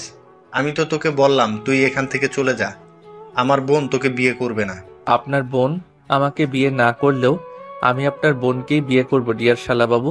এই বলে আকাশ এক ঝটকায় রাজের হাতটা তার শার্টের কলার থেকে ছাড়িয়ে নিল। আর রাজ তখন রাগে ফুসফুস করতে করতে সেখান থেকে চলে গেল। আর তখন মেঘার বাবা আর আকাশের আব্বু দুজনে মিলে গল্পগুজব করতে লাগলো। তারা ঠিক করলো আগামীকাল সকালেই মেঘা আর আকাশের বিয়ে দিয়ে এখান থেকে মেঘাকে নিয়ে যাবে, তাই আজকের রাত তারা এখানেই থাকবে। অপরদিকে মেঘা আকাশকে পাবে আর আকাশ মেঘাকে পাবে, এতে তাদের আনন্দ যেন আর বাধা মানছিল না। তারা মনে মনে অনেক আনন্দিত হলো যে দুজন দুজনকে পেতে চলেছে, তা আবার পরিবারের সম্মতিতে। কিন্তু তাদের সেই আনন্দ বেশিক্ষণ স্থায়ী হলো না। আকাশ সন্ধ্যার দিকে বাসার বাইরের বাগানটার দিকে হাঁটছিল, আর তখনই হঠাৎ দেখতে পেল কেউ একজন ঘাসের উপরে শুয়ে আছে। এটা থেকে আকাশ অনেকটা ভয় পেয়ে গেল। সে মোবাইলের টর্চ জ্বালিয়ে সেখান থেকে চলে গেল, কিন্তু সে চেহারাটা দেখতে পারছিল না, তাই সে লোকটাকে উল্টানো। আর তখনই দেখতে পেল এটা আর কেউ নয়, মেঘার বড় ভাই রাজ। তার নিঃশ্বাস এখনো চলছে, তার পেটে কেউ ছুরি কাত করে যে তখনই আকাশ সেই ছুরিটা রাজের পেট থেকে বের করতে যাবে, আর এটা মেঘা দেখে ফেলে। মেঘা চিৎকার দিয়ে সেখান থেকে দৌড়ে আসে আর আকাশকে চড় মারতে মারতে বলে, এটা তুমি কি করলে? তুমি আমাকে পাওয়ার জন্য আমার বড় ভাইকে খুন করে ফেলেছো। ছি ছি ছি আকাশ, তোমার কাছ থেকে এটা আমি কখনোই আশা করিনি। মেঘা, তুমি আমায় ভুল করছো, আমি এসব কিছুই করিনি। আমি এখানে হাঁটছিলাম আর তখনই দেখতে পাই ভাইয়া এখানে উগ্র হয়ে শুয়ে আছে, আর আমি তাকে বাঁচানোর চেষ্টা করছিলাম, কারণ তার নিঃশ্বাস এখনো চলছে, তাই আমি তাকে নিয়ে হসপিটাল যাওয়ার চেষ্টা করছিলাম। একদম মিথ্যে কথা বলার চেষ্টা করো না। আমাকে বোকা পেয়েছো নাকি তুমি? এখান থেকে চলে যাও, আমি তোমার চেহারাটাও দেখতে চাই না। তুমি আমার ভাইয়ের খুনি। এই বলে মেঘা চিৎকার করতে থাকলো। মেঘার চিৎকার শুনে বাড়ির সবাই সেখানে চলে আসলো, আর সবাই মিলে রাজকে নিয়ে হসপিটালে চলে গেল। আর এদিকে আকাশ তখনও মেঘাদের বাড়িতেই আছে। তখন আকাশের বাবা তার সামনে এসে দাঁড়ালো আর বলল, আকাশ, তোকে কেউ বিশ্বাস করুক না করুক আমি বিশ্বাস করি, কারণ তুই আমার সন্তান। আমি জানি তুই এরকম করতে পারিস না। তুই আমাকে খুলে বল তো কি হয়েছিল ওখানে। অতঃপর আকাশ তার আব্বুকে সবকিছু খুলে বলল, আর সবকিছু শুনে তার আব্বু তাকে বলল, ঠিক আছে, তুই কোনো চিন্তা করিস না, আগের রাজ সুস্থ হয়ে যাক, তারপর তার মুখ থেকে সবকিছু শুনবে, তখন আর কেউ তোকে ভুল বুঝবে না। কিন্তু আব্বু, মেঘা এভাবে আমাকে ভুল বুঝলো, এটা তো আমি মেনে নিতে পারছি না। মেঘাকে আমি ভালোবাসি, আর ভালোবাসার মানুষের আঘাত সহ্য করা যায় না। একটু ধৈর্য ধর, সব ঠিক হয়ে যাবে, আল্লাহর উপর ভরসা রাখ। তোর ভালোবাসা যদি সত্যি হয় তাহলে আল্লাহ নিশ্চয়ই রাজকে আমাদের মধ্যে ফিরিয়ে আনবে, আর সমস্ত সত্যটা সবার সামনে তুলে ধরবে। হ্যাঁ, সেটাই। এখন তার অপেক্ষা করা আর ধৈর্য ধরা ছাড়া কিছুই করার নেই। আল্লাহর উপর সব কিছু ছেড়ে দিয়েছি। আল্লাহর যেটা ভালো মনে হয় আল্লাহ সেটাই করুক। আমি আল্লাহর বিরুদ্ধে কখনোই যাব না। এই বলে আকাশ আর তার আব্বু হসপিটালে চলে আসলো। এদিকে অপারেশন থিয়েটারে রাজের অপারেশন চলছে। মেঘা আর তার আব্বু হসপিটালের ঘরে ধরে বসে আছে। আকাশের আব্বু আস্তে আস্তে মেঘার বাবার পাশে গিয়ে দাঁড়ালো, আর তারপর উনার কাঁধে হাত রেখে বলতে লাগলো, দেখুন ভাই সাহেব, আমার ছেলেটা আপনার মেয়েকে ভালোবাসে, এই কথা সত্যি, কিন্তু তার মানে এই নয় যে আমার ছেলে আপনার মেয়েকে খুন করতে পারে। আমি আমার ছেলেকে এই শিক্ষা দেইনি। আমি জানি সেটা, আমি এটাও জানি যে বাইরের আমার শত্রুর কোনো অভাব নেই। আমি জানি আমার কোনো শত্রু এই কাজটা করেছে, কিন্তু মেঘাকে এই কথাটা বোঝাতে পারছি না, কারণ সে তার ভাইকে খুব ভালোবাসে। আল্লাহর কাছে দোয়া করুন আমার ছেলেটা ভালোই আপনাদের কাছে ফিরে আসুক, তারপর মেঘা নিজের ভাইয়ের মুখ থেকে সবকিছু শুনলেই বিশ্বাস করতে পারবে। হ্যাঁ, এখন থেকে তো আল্লাহর কাছে দোয়া করা ছাড়া আর কোনো কিছুই করার নেই। আল্লাহ পাক যেটা ভালো মনে করেন সেটাই করবেন। এতক্ষণ এই কথাগুলো মেঘা পাশ থেকে শুনছিল, কিন্তু তখন আর সে এই কথাগুলো সহ্য করতে পারল না, তাই চিৎকার করে বলে উঠল, আপনারা এখন এই মুহূর্তে এখান থেকে চলে যান। আমি আপনাদের আর এক মুহূর্ত এখানে সহ্য করতে পারছি না। আপনার ছেলে আমার ভাইয়ের খুনি। আপনার ছেলে আমাকে পাবে না বলে আমার ভাইকে খুন করার চেষ্টা করছিল। মেঘা, তুমি তোমার মাথাটা ঠান্ডা করো। তোমার ভাই সুস্থ হোক, তারপর থেকেই সব কিছু জেনে নিও। আমার ছেলে তোমাকে ভালোবাসে, কিন্তু কখনোই তোমার ভাইয়ের খুনি হতে পারে না। সেটা আমার ভাই সুস্থ হলেই জানা যাবে। সেটা আমার ভাইয়া সুস্থ হলেই জানা যাবে। কিন্তু এই মুহূর্তে আমি আপনাদের এখানে সহ্য করতে পারছি না। আপনারা এখান থেকে চলে যান। ঠিক আছে মা, আমরা এক্ষুনি এই মুহূর্তে এখান থেকে চলে যাচ্ছি। তবে একটা কথা মনে রেখো, তুমি যেটা ভাবছো সেটা কিন্তু সম্পূর্ণ ভুল। একদিন তুমি নিজেই নিজের ভুল বুঝতে পারবে এবং আমার ছেলের কাছে তুমি নিজেই ফিরে যাবে। সেই ভরসা নিয়েই আমি এখান থেকে চলে যাচ্ছি, কারণ আমি আমার ছেলেকে সম্পূর্ণ বিশ্বাস করি। আমার ছেলে কখনোই এমন কাজ করতে পারে না। এই কথা বলে আকাশের আব্বু মেঘার বাবার কাছ থেকে বিদায় নিয়ে ঢাকায় চলে আসলো। কিন্তু আকাশের মন পড়ে রয়েছে মেঘার কাছে। সে কোনোভাবেই এখানে শান্ত থাকতে পারছে না। মেঘা তাকে ভুল বুঝলো, তাতে তার কিছুই যায় আসে না। কিন্তু সে মেঘাকে পছন্দ করে, ভালোবাসে। মেঘাকে ছাড়া তার সময় যেন কাটতেই চাইছে না। সে কখন মেঘাকে নিজের করে পাবে সেই চিন্তায় সুখে মরছে। ব্যালকনিতে বসে বসে শুধু এই চিন্তাই করছিল। তখনই আকাশের আম্মু সেখানে আসলো আর তাকে এরকম বিষণ্ণ মনে বসে থাকতে দেখে বলল, বাবা, তুই এভাবে মন খারাপ করিস না। তুই আমাদের সন্তান। আমরা জানি তুই এরকম কোনো কাজ করতে পারিস না। মেঘা, ভাইকে সুস্থ হতে দে। মেঘার ভাই নিজের মুখে সবটা বললে মেঘা অবশ্যই সেটা বিশ্বাস করবে। হ্যাঁ আম্মু, আমি শুধু সেটার জন্যই অপেক্ষা করছি। ভালোবাসার মানুষের কাছ থেকে সবকিছু সহ্য করা যায়, কিন্তু তার অবহেলা, অপমান, লাঞ্ছনা এগুলো সহ্য করা যায় না। এরপর দেখতে দেখতে এক সপ্তাহ সময় চলে গেল। ইতিমধ্যে মেঘার বড় ভাই রাজ মোটামুটি সুস্থ হয়ে উঠেছে। আজ ডাক্তার পারমিশন দিয়েছে রাজের সঙ্গে কথা বলার। ভাই, এখন তো শরীর কেমন আছে? তুই ঠিক আছিস তো? হ্যাঁ বোন, আমি এখন আল্লাহর রহমতে ভালোই আছি। তোদের কি অবস্থা? তোরা কেমন আছিস? এই তো ভাইয়া, আমরাও ভালো আছি। তোকে একটা কথা জিজ্ঞেস করার ছিল। তুই এতদিন সুস্থ হসনি তাই জিজ্ঞেস করতে পারিনি। আচ্ছা, তুই আমাকে একটা কথা বল, তোর এই অবস্থা কে করেছে? আসলে সেদিন রাতের বেলায় আমি বাগানে দাঁড়িয়ে সিগারেট খাচ্ছিলাম। তখনই পিছন থেকে কেউ একজন আমাকে আক্রমণ করে, আর আমি পিছন ফিরে তাকিয়ে দেখি ওরা ডাকাতের দল ছিল। ওরা আমার কাছ থেকে আমার বাড়ির দলিল আর ব্যাংকের সমস্ত ডকুমেন্ট চাইছিল, কিন্তু আমি সেগুলো তাদের দিতে অসম্মতি জানাই, আর তখনই তারা আমাকে ছুরিঘাত করে। ভাইয়া, তুমি ভুল কিছু বলছিস না তো? তুই ঠিকঠাক ভেবে বল, ওটা কি আকাশ ছিল? না, ওটা আকাশ কেন থাকতে যাবে? তাছাড়া আকাশ কেন এই কাজ করতে যাবে? আকাশ তো তোকে ভালোবাসে আর তোকে নিজের করে পেতে চায়। আকাশ তো তখন ওখানে ছিল না। কিন্তু আমার তো মনে হচ্ছে এই সব কিছুর পেছনে আকাশের হাত রয়েছে। তুই তো আমাকে আকাশের সঙ্গে বিয়ে দিতে না করেছিস। আমার তো মনে হয় তাই আকাশ এরকম করেছে। আরে না, একদমই নয়। আকাশ সেরকম করতেই পারে না। আকাশ যথেষ্ট ভদ্র আর ভালো একটা ছেলে। আমি ওই লোকগুলোকে চিনি, ওরা আমাদের এলাকারই। আমি ওদেরকে আইডেন্টিফাই করতে পারবো। তাহলে কি আমি শুধু শুধু আকাশকে ভুল বুঝলাম? আকাশ তো অনেকবার বলছিল সে এরকম কিছুই করেনি, কিন্তু আমি তো তার কোনো কথাই বিশ্বাস করলাম না। সে আমাকে ভালোবেসে বিয়ে করতে চায়, আর তুই তার সঙ্গে আমাকে বিয়ে দিতে চাস না। তাই তো আমি ভেবেছি সে হয়তো এর জন্যই তোকে মেরে ফেলার চেষ্টা করেছে। আরে না, একদমই নয়। আকাশ অনেক ভালো ছেলে, সে সত্যি তোকে অনেক ভালোবাসে।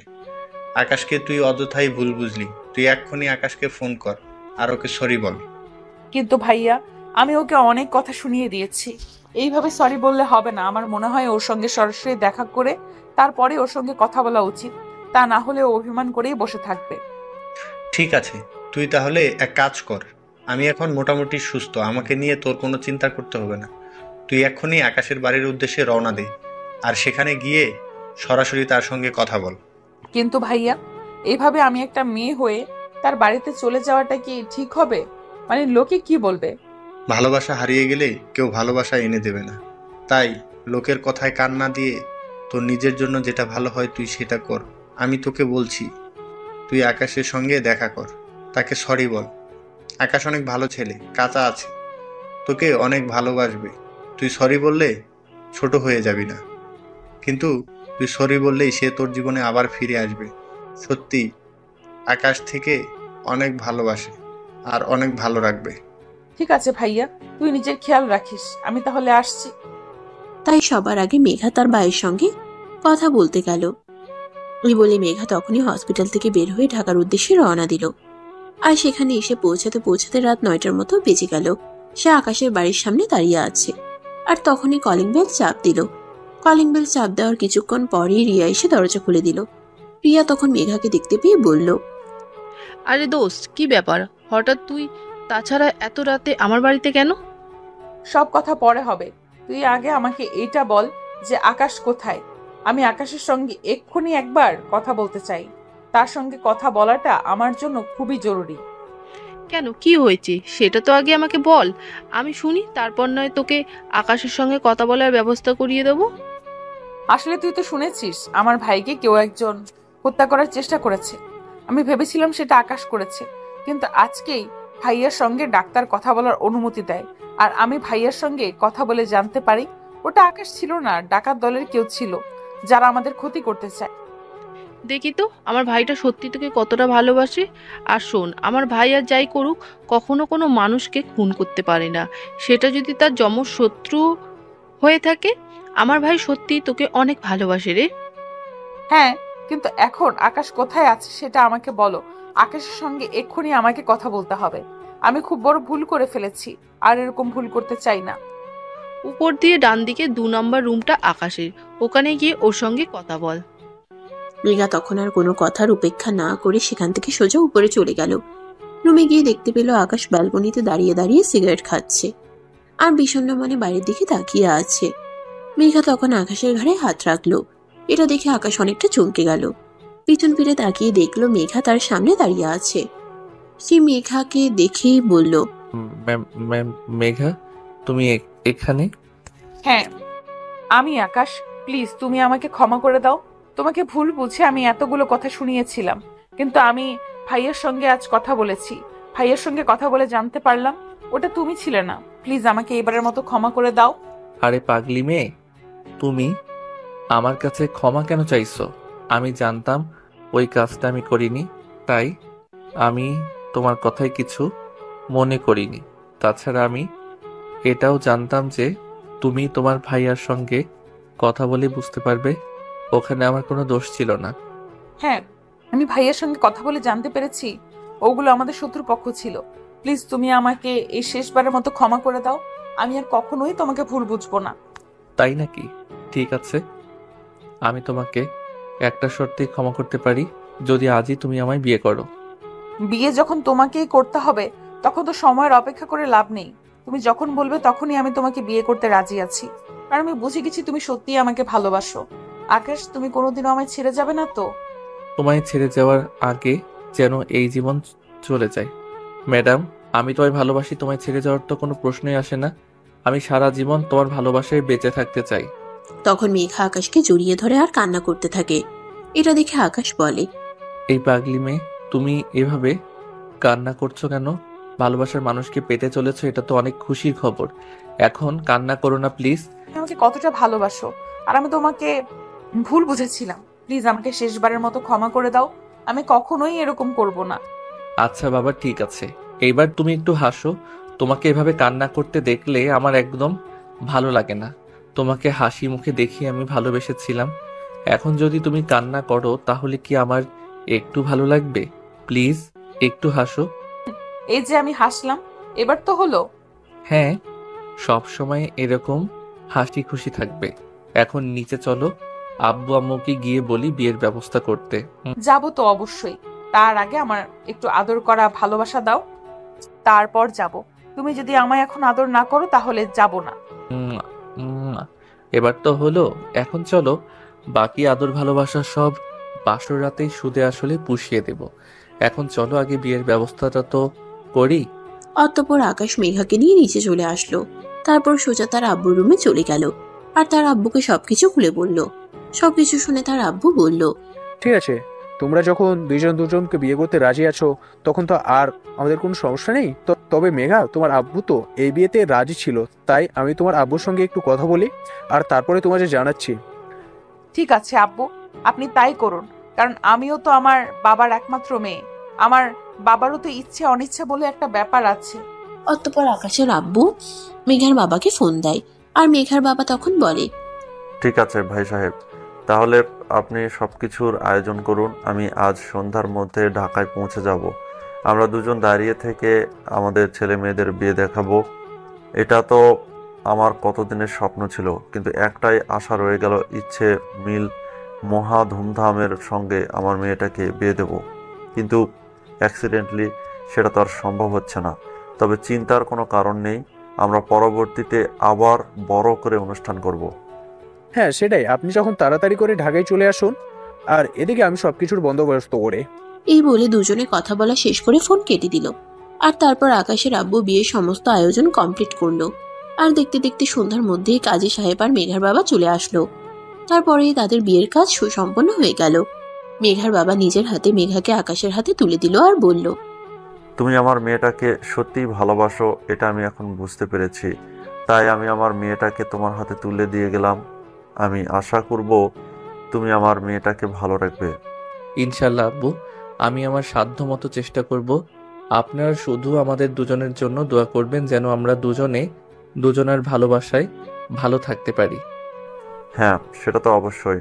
তোমাদের জন্য অনেক অনেক দোয়া আর শুভকামনা রইল। ভালো হোক তোমাদের পরবর্তী দিনগুলো। দুজনে অনেক ভালো থেকো। অনেক অনেক শুভকামনা তোমাদের জন্য। তারপর সবাই মিলে রাতের খাওয়া দাওয়া করে সবাই নিজেদের রুমে গিয়ে শুয়ে পড়ল। আর এদিকে রিয়া নিজের হাতে তার ছোট ভাই আর বান্ধবীদের জন্য বাসর ঘর সাজিয়েছে। এদিকে মেঘাকেও রিয়া সুন্দর করে সাজিয়ে দিয়েছে। আর তখনই আকাশ রুমে আসলো। রুমে এসে রিয়াকে রুমে দেখতে পেয়ে সে বলতে লাগলো, আরে কি ব্যাপার আপু, তুই আমার রুমে এখনো কি করছিস? রাত 11টা বেজে গেছে। তাড়াতাড়ি আমার রুম থেকে বের হওয়ার আর আমার বউটাকে আমার সঙ্গে একটু সময় কাটাতে দে। তোর বউ তোর কাছেই থাকবে। আমি তোর রুমটাকে একটু মানুষ করে দিতে এসেছিলাম। এই রুমে কি মানুষ থাকে নাকি পশু থাকে? সেটা তো মাঝে মধ্যে ভেবে পাই না। তারপর মাঝে মধ্যে আমি গুছিয়ে দিই, যাই বলে একটু ভালো থেকি। শোন, এখন থেকে আর তোকে এসব কিছু করতে হবে না। আমার বউ চলে এসেছে, এখন থেকে আমার বউ নিজেই এই সব কিছু করতে পারবে। তাই এখন থেকে তুই এগুলো থেকে অবসর পেলি। হ্যাঁ, এখন তো না পেয়ে একটা জিনিস পেয়েছিস, সেটা হলো তোর বউ। এখন তোর বউ তোর সব কাজ করে দেবে। এখন আর আম্মুকেও লাগবে না, আর আপুকেও লাগবে না। হ্যাঁ, তুই একদম ঠিক কথাই বলেছিস। এখন আর তোদের কাউকে আমার কোনো প্রয়োজন হবে না। এখন আমার বউ আছে, এখন আমার সব কাজ আমার বউ নিজেই করে দিতে পারবে। এখন তুই কোনো কথা না বলে চুপচাপ আমার রুম থেকে বের হয়ে চলে যাবি কি? এখন আমি আমার বউয়ের সঙ্গে সময় কাটাবো। রিয়া তখন মুখটাকে একটা শয়তানি মার্কা ভেঙচি দিয়ে সেখান থেকে চলে গেল। আর তখনই মেঘা বিছানা থেকে নেমে এসে আকাশকে পা ছুঁয়ে সালাম করতে গেল। তখনই আকাশ তাকে থামিয়ে দিয়ে বলতে লাগলো, আরে এটা তুমি কি করছিলে? তুমি আমার ভালোবাসার মানুষ, তোমার জায়গা সবসময় আমার বুকে। তুমি কেন আমাকে পায়ে ছুঁতে গেছিলে? আরে এটা তো একটা রিচুয়াল। বিয়ের দিন বাসর রাতে নতুন বউ তার স্বামীকে পা ছুঁয়ে সালাম করে। তুমি আমাকে সেটা করতে দিলে না কেন? আমাকে এটা করতে দাও। এসব সেকেলে রিচুয়াল আমি মানি না। আমার বউয়ের জায়গা আমার বুকে। আমার বউ কেন আমাকে পায়ে ছুঁতে যাবে? আমি আমার বউকে কখনোই সেকেলে মানুষের মতো দাসীতে রূপান্তরিত করতে চাই না। আগের যুগের মানুষ বউকে পা ছুঁয়ে সালাম করাতো আর বাড়ির সব কাজ করাতো। এক কথায় বলতে গেলে বউ ছিল তখনকার যুগের বাড়ির কাজের মেয়ে। কিন্তু আমি আমার বউকে সেরকমটা করতে চাই না। আকাশ শোনো, চোখ যতই বদলে যাক না কেন, বউরা সব সময় ঘরের কাজ করে, স্বামীর সেবা যত্ন করে, সংসার সামলায়, এটাই স্বাভাবিক। আমি সেরকমটা মানি না। আমার বউ আমার মতোই স্বাধীন থাকবে। তো আর যখন ইচ্ছা হবে কাজ করবে, যখন ইচ্ছা হবে না কাজ করবে না। তাছাড়া তার যদি কোনো কাজ করতে সমস্যা হয় তাহলে বাড়িতে কাজের লোক আছে, তারা করে দেবে। কিন্তু আমার বউকে আমি কখনোই আগের যুগের মানুষের মতো বানাতে চাই না। আর আচ্ছা বাবা, ঠিক আছে, তোমার বউকে তোমার যেইভাবে ইচ্ছে রাখতে হয় সেইভাবেই রেখো। আমি তোমাকে কিছুই বলবো না, কিন্তু এখন তো দরজাটা বন্ধ করে আসো। ধুর, যা, এটা তো আমি ভুলেই গেছিলাম। আচ্ছা ঠিক আছে, তুমি দাঁড়াও, আমি এক্ষুনি দরজাটা বন্ধ করে আসছি। এই বলে আকাশ মেঘাকে ছেড়ে দিয়ে দরজাটা বন্ধ করলো, আর তারপরেই মেঘার কাছে চলে আসলো। ও ম্যাডাম, হবে নাকি এক রাউন্ড? চলুন না, এক রাউন্ড খেলা যাক। এটা তুমি আমাকে কেন বলছো? তুমি শুরু করলেই তো হয়। ও মা, তাই নাকি? তাহলে সেটা আপনি আগে আমাকে বলবেন না? তাহলে তো আমি আরো অনেকক্ষণ আগেই শুরু করে দিতাম। এই বলে আকাশ মেঘাকে কোলে তুলে নিল আর ধপাস করে বিছানার উপরে ছেড়ে দিল। তখনই মেঘা চিৎকার দিয়ে উঠল, বা উমা গো, বাবা গো, মরে গেলাম গো, আমার কোমরটা যে ভেঙে গেল। তোমার আমি ঠিক করে দিব, এখন চুপ, একটাও কথা বলবে না। বাড়িতে অনেক মানুষ আছে, শুনতে পেলে কি বলবে? তাই বলে তুমি আমাকে এমন করে ধপাস করে বিছানার উপর ফেলে দেবে নাকি? আমার কোমরটা তো একদম ভেঙে গেল। কিন্তু তখন আকাশ মেঘার কোনো কথা না শুনে মেঘার উপর শুয়ে পড়ল, আর তারপর তার ঠোঁট জোড়া নিজের দখলে নিয়ে নিল। তারপর আর কি, দুজন দুজনের মধ্যে হারিয়ে যেতে থাকলো। তখনই মেঘা বলতে লাগলো, আরে কি করছো তুমি? এত জোরে কেউ করে নাকি? খুব ব্যথা লাগছে তো, তাছাড়া এত জোরে করলে তো খাট ভেঙে নিচে পড়ে যাব। আরে, নিজের ভালোবাসার জিনিসটাকে এতদিন পর কাছে পেয়েছি, এখন কি আর মনকে বাধা দিয়ে মানিয়ে রাখা যায় নাকি? আর খাট ভেঙে নিচে পড়বে না, এটা সেগুন কাঠের খাট, কিছুদিন আগেই বানানো হয়েছে স্পেশালি তোমাকে বিয়ে করব বলে। ওরে বাবা, বাবারে বাবা, তুমি এরকম একটা রোমান্টিক, এতটা রোমান্টিক, সেটা তোমার সত্যি জানা ছিল না। তাহলে থেমে আছো কেন? আরো জোরে দাও, আমার খুব ভালো লাগছে। হ্যাঁ, আমিও তো সেটাই বলছি। সিনিয়রদের বিয়ে করার মজাটাই আলাদা, ওদেরকে কোনো কিছু শিখিয়ে দিতে হয় না, ওরা নিজের থেকেই সব জানে, ইনফ্যাক্ট ওরা অনেক সাহায্য করে। তাই বুঝি? তাহলে আরো আগে কেন বিয়েটা করলে না? কেন এতদিন আমাকে ভালোবাসা থেকে বঞ্চিত রাখলে? আরো আগে বিয়ে করলে তো আরো আগেই ভালোবাসাটা পেতে পারতাম। আরো আগে যদি তোমার সঙ্গে আমার পরিচয় হতো, তাহলে আরো অনেক আগেই তোমাকে আমি বিয়ে করে আমার বাড়িতে নিয়ে আসতাম আর তোমার সঙ্গে টি-20 খেলতাম। জানো, তোমাকে যেদিন আমি প্রথম দেখেছিলাম সেদিনই আমার ইচ্ছে হয়েছিল যেভাবেই হোক একটু পটিয়ে নিয়ে বিয়ে করতে না পারলেও অন্তত এক রাউন্ড খেলতে। মানসিকতা এইরকম তুমি আমাকে করতে, বিয়ে না করে আমার সঙ্গে রিলেশন করতে? ছি ছি। আরে ভাই, ছিছি করার কি আছে? এখন তো তোমার সঙ্গে আমার বিয়েটা হয়ে গেছে, এখন তো তুমি পার্মানেন্টলি আমার হয়ে গেছো, আর যখনই আমার মন চাইবে তখনই আমি তোমার সঙ্গে খেলতে পারবো। হ্যাঁ, সেটা তো ঠিক আছে। এখন আমি ফর্মালিটি, তোমার যখন মন চাইবে তখনই তুমি আমার সঙ্গে টি-20 খেলতে পারবে। কিন্তু তুমি যে এই কথাটা বললে, ওটা কিন্তু আমার একদমই হজম হলো না। ওটা কিন্তু একদম খারাপ একটা কথা। আরে ভাই, বাদ দাও সেসব কথা, ওসব কথা বলে এখন এই রোমান্টিক সময়টাকে নষ্ট করো না। এখন এই রোমান্টিক সময়টাকে ভালোভাবে পার করতে দাও। কিন্তু জানো না আমার যে আজ কি ভালো লাগছে তোমাকে এভাবে আদর করতে পেরে। আমারও খুব ভালো লাগছে। পরে কিন্তু আবার বলতে পারবে না আমার কোমর ব্যথা করছে, আমার পেট ব্যথা করছে, তাহলে কিন্তু খারাপ হবে। আরে বাবা, একদমই নয়। আমি এসব কথা কখনোই বলবো না। 1 ঘন্টা খেলার জন্য আমি পুরোপুরি প্রস্তুত। যেন আমার বডি ফিগার দেখে আমার বন্ধুরা সব সময় বলতো আমি নাকি অনেক সময় নিয়ে খেলতে পারবো। কিন্তু তখন আমি এই কথাটা বিশ্বাস করতাম না আর ওদেরকে বকাঝকা করতাম। কিন্তু আজ আমার এই কথাটা সত্যি মনে হচ্ছে। তুমি আমাকে যতই ভালোবাসা দিচ্ছ, আমার মনে হচ্ছে যেন এটা কম হয়ে যাচ্ছে, আরো চাই। তাই বুঝি? তাহলে তো আজ রাতে তোমাকে 3 বার আদর করব, নিতে পারবে তো? অবশ্যই পারবো। তুমি যেতে পারলে আমি নিতে পারবো না কেন? তুমি আমাকে যত বাড়ি দিবে আমি তত বাড়ি নিব। তোমার আদর খেতে আমার খুব ভালো লাগছে। এভাবেই চলতে থাকলো তাদের রোমান্টিক সিন। সারা রাত ধরে দুজন দুজনকে আদর করলো আর ভালোবাসিয়ে ভরিয়ে রাখলো। ফজরের আজান দিবে এমন সময় দুজনে গোসল করে ঘুমিয়ে পড়লো। পরদিন সকালবেলা ঘুম থেকে উঠেই মেঘা তার শাশুড়ি মায়ের সঙ্গে রান্নার কাজে সহযোগিতা করছিল। আর তখনই রিয়া ঘুম থেকে উঠে রান্নাঘরের এদিকে আসে। মেঘাকে রান্নাঘরে দেখে রিয়া বলতে থাকে, ওরে বাবারে, বাবা এখনো সকাল 8টা বাজলো না, আর নতুন বউ দেখি রান্নাঘরে চলে এসেছে শাশুড়ি আম্মুকে রান্নার কাজে সহযোগিতা করার জন্য। তো কি করব? তুমি তো আর রান্না করতে আসবে না। তাছাড়া আমার কাজের লোকের হাতে খাবার খেতে একদম ভালো লাগে না। তাই নিজেই চলে আসলাম শাশুড়ি আম্মুকে একটু রান্নার কাজে সাহায্য করার জন্য। দেখলি তো মেয়েটা কত লক্ষ্মী। তোকে তো আমি কোনোদিন কোনো কাজের কথা বললেও করাতে পারি না। আমি 1000টা কাজ করে দিলেও তোমার মন আমি কোনোদিনও পাবো না, কারণ আমি আর তোমার পুত্রবধূ নেই যে অল্প কাজ করলেও অনেক সুনাম অর্জন করতে পারবো। দেখ, একদম ফালতু বকিস না। মেঘা, মেয়েটা সত্যি অনেক ভালো আর লক্ষ্মী একটা মেয়ে। নাস্তা বানানো প্রায় হয়ে এসেছে, তুই সবাইকে ঘুম থেকে ডেকে তুলে টেবিলে নিয়ে আয়, তারপর সবাই মিলে একসঙ্গে বসে নাস্তা করব আজ। ঠিক আছে, আমি এক্ষুনি সবাইকে ডেকে নিয়ে আসছি। এই কথা বলে রিয়া সবাইকে ঘুম থেকে ডেকে তুলতে গেল। সবাইকে ঘুম থেকে ডেকে তুলতে পারলেও আকাশকে ঘুম থেকে ডেকে তুলতে পারলো না। সে বেশ কয়েকবার আকাশকে ডাকাডাকি করলো, কিন্তু আকাশ ঘুম থেকে উঠছেই না। আচ্ছা ঠিক আছে, আমি এক্ষুনি সবাইকে ডেকে নিয়ে আসছি। এই আকাশ, আকাশ কি হলো, তুই এখনো ঘুম থেকে উঠছিস না কেন?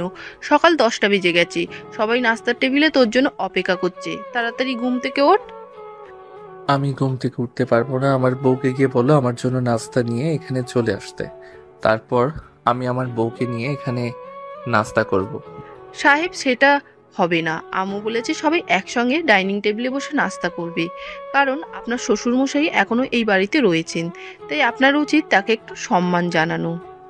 দুর্বল ভালো লাগে না। আচ্ছা ঠিক আছে, তুই যা, আমি আসছি।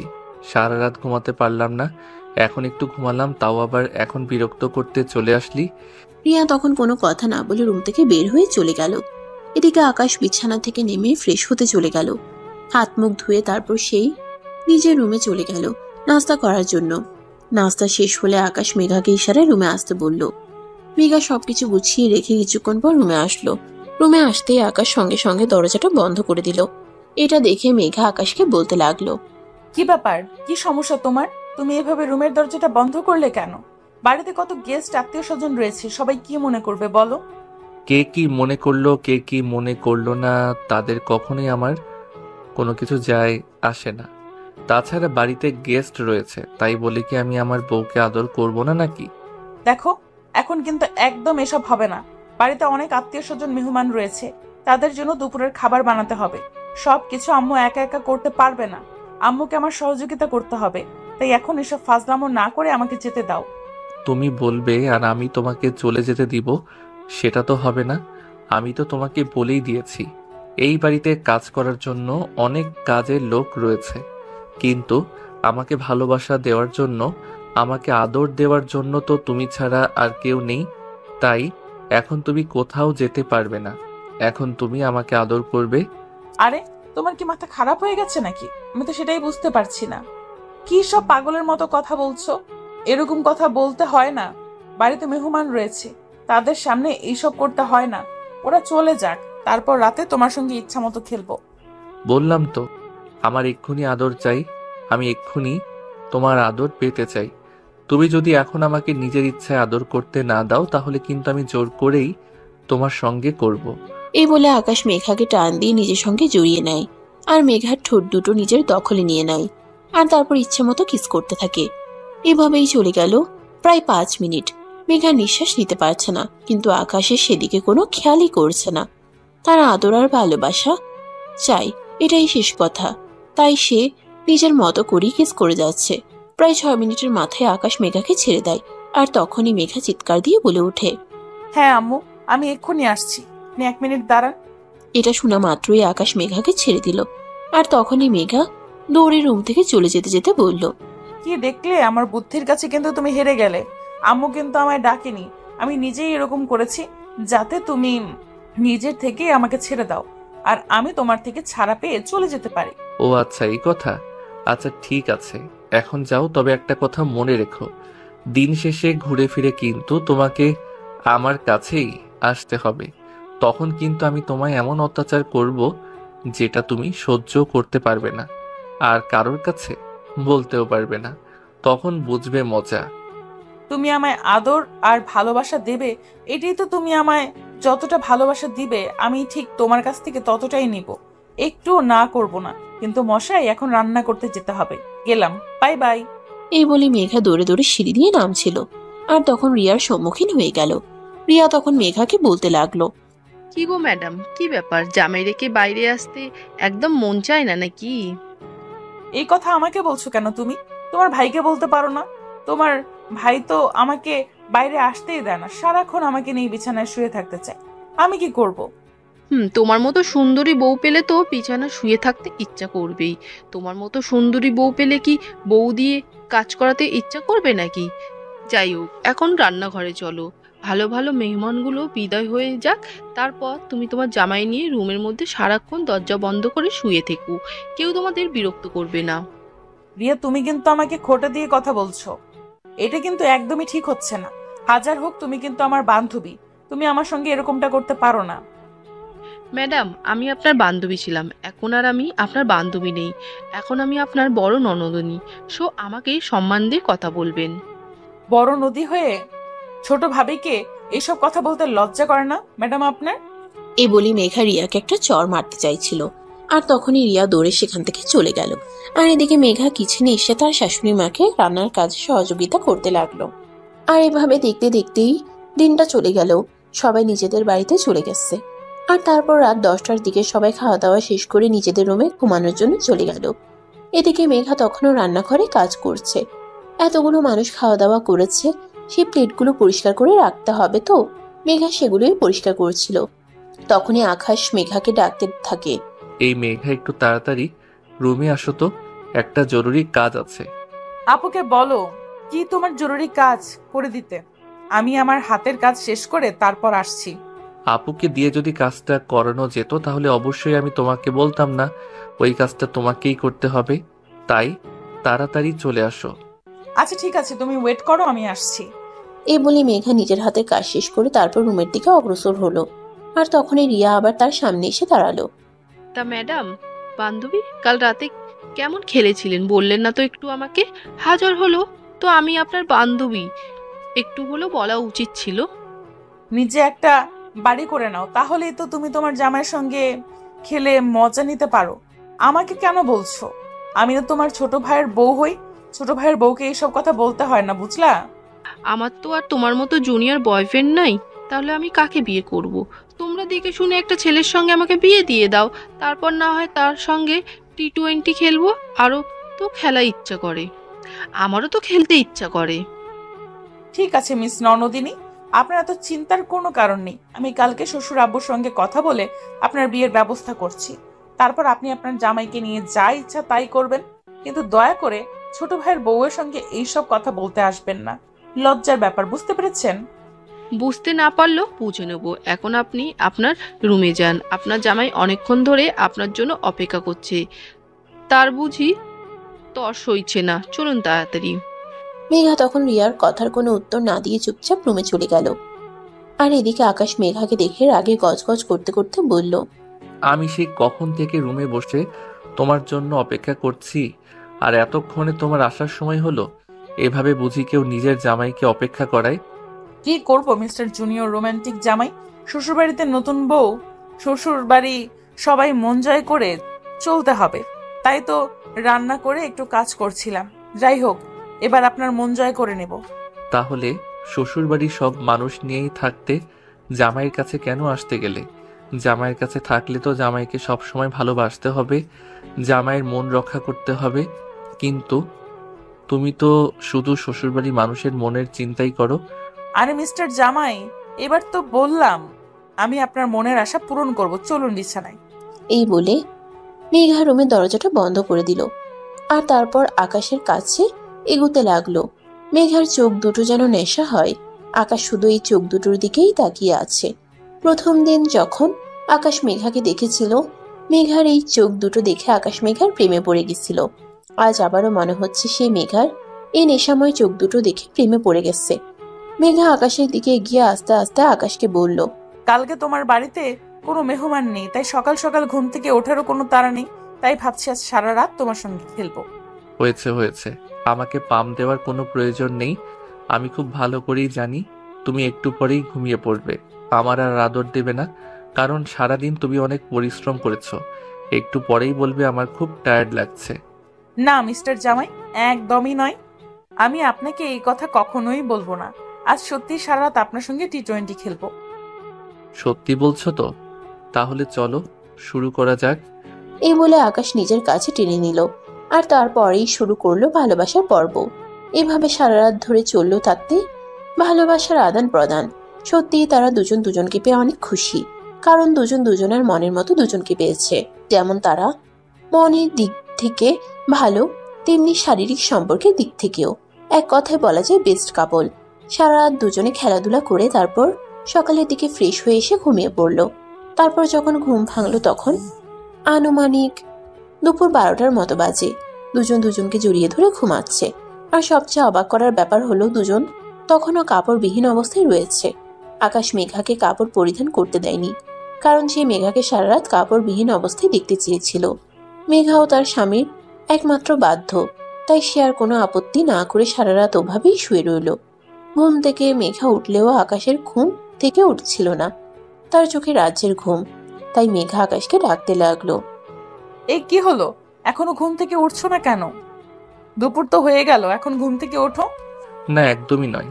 আজ সারাদিন তোমাকে বুকে জড়িয়ে রেখে ঘুমাবো। তুমি কোনো কথা না বলে চুপচাপ আমার বুকের উপর শুয়ে থাকো। আরে বাবা, এটা বললে হয় নাকি? আমার তো পেটে ক্ষুধা লেগেছে, কিছু খেতে হবে, ঘুম থেকে ওঠো। আরে আমি তোমাকে বললাম না চুপচাপ শুয়ে থাকো, কোনো কথা বলবে না। আমি তো আছি, আমি তোমায় ভালোবাসা দিব, আদর খাওয়াই দিব, এগুলোতেই পেট ভরে যাবে, খাবার খেতে হবে না। ভালোবাসা দিয়ে শুধু মন ভরে, পেট ভরে না হলে নাই, কিন্তু আমি এখন কোনো কথা শুনতে চাই না। এখন তুমি চুপচাপ আমার বুকের উপর শুয়ে থাকো। তোমাকে বুকে নিয়ে ঘুমাতে যে কি শান্তি লাগে সেটা এখন আমি বুঝতে পেরেছি। মেঘা তখন আর কোনো কথাই বলল না, চুপচাপ আকাশের বুকের উপরে শুয়ে রইল। আর এভাবেই কেটে গেল সেদিন। তার দিকে দুজনেই ঘুম থেকে উঠে ফ্রেশ হয়ে নিচে গেল। আকাশের আম্মু তখন সবার জন্য চা বানিয়ে নাস্তার ব্যবস্থা করেছে। সবাই মিলে ড্রয়িং রুমে বসে নাস্তা করলো। আর তখনই আকাশের আব্বু আকাশ আর মেঘাকে উদ্দেশ্য করে বলল, আমি ঠিক করেছি তোমরা দুজন একটু বাইরে থেকে ঘুরে আসবে, হানিমুনটাও সেরে আসো। আব্বু, এত তাড়াতাড়ি? তাছাড়া সামনে তো এক্সাম আছে। এক্সাম নিয়ে পরে চিন্তা করা যাবে, কিন্তু আমার মনে একটা ভীষণ রকমের ইচ্ছে আছে, তাই আমি তোমাদেরকে লজ্জার মাথাতে বলে ফেলতে চাই। ওদের নিয়ে তোমার আবার কি চাই সেটা তো বুঝতে পারলাম না। তাড়াতাড়ি বলে ফেলো আব্বু, আমি টেনশন নিতে পারছি না। তুমি এরকম চিন্তা করছো? আসলে আমি চাই আমাদের বাড়িতে ছোট্ট একটা পুচকে আসুক, যে সারাদিন আমাদের বাড়িটাকে হাসি আনন্দে মাতিয়ে রাখবে। ওরে বাবা রে বাবা, তোমার এইটুকুনি পিচ্ছি একটা ছেলে, তার কাছ থেকে তুমি পুচকে আশা করছো? আমার ছেলে এখন আর ছোট নয়, আমার ছেলে যথেষ্ট বড় হয়েছে, তাই না বাবা? হ্যাঁ, একদমই তাই। তুমি কোনো চিন্তা করো না, 1 বছরের মধ্যেই তোমাকে দাদু ডাক শুনিয়ে ছাড়বো। আমার উপর ভরসা রাখো। এই বলে আকাশ তখনই একটা শয়তানি মার্কা হাসি দিয়ে মেঘার দিকে তাকালো। আর মেঘা তো এদিকে লজ্জায় একদম শেষ হয়ে যাচ্ছে। ভাবতেই পারেনি আর আকাশও এরকম যে সবার সামনে এভাবে বলতে হয়। মেঘা অনেকটা লজ্জা পেয়ে দৌড়ে রুমে চলে গেল। আর তখনই আকাশ তার পিছন পিছন রুমে চলে আসলো। মেঘাকে তখন সে বলতে লাগলো, হলো, তুমি এভাবে দৌড়ে সবার সামনে থেকে রুমে চলে আসলে কেন? তাহলে কি করব? আমি কি তোমার মতন নাকি? তুমি সবার সামনে এভাবে বলতে পারলে? একটু লজ্জা করলো না? লজ্জা করবে কেন? আমি তো আমার বউকে ভালোবাসার কথাই বলেছি, এছাড়া তো অন্য কিছু বলিনি। তাছাড়া আমারও তো ইচ্ছে করে বাবা ডাক শুনতে। তাই বুঝি? হ্যাঁ গো বউ, তাই। এই বলে আকাশ মেঘাকে নিজের কাছে টেনে নিল। আর মেঘাকে জড়িয়ে ধরে তার কপালে একটা ছোট্ট ভালোবাসার পরশ এঁকে দিল। এভাবেই শুরু হলো তাদের দুষ্টু মিষ্টি প্রেমের গল্প।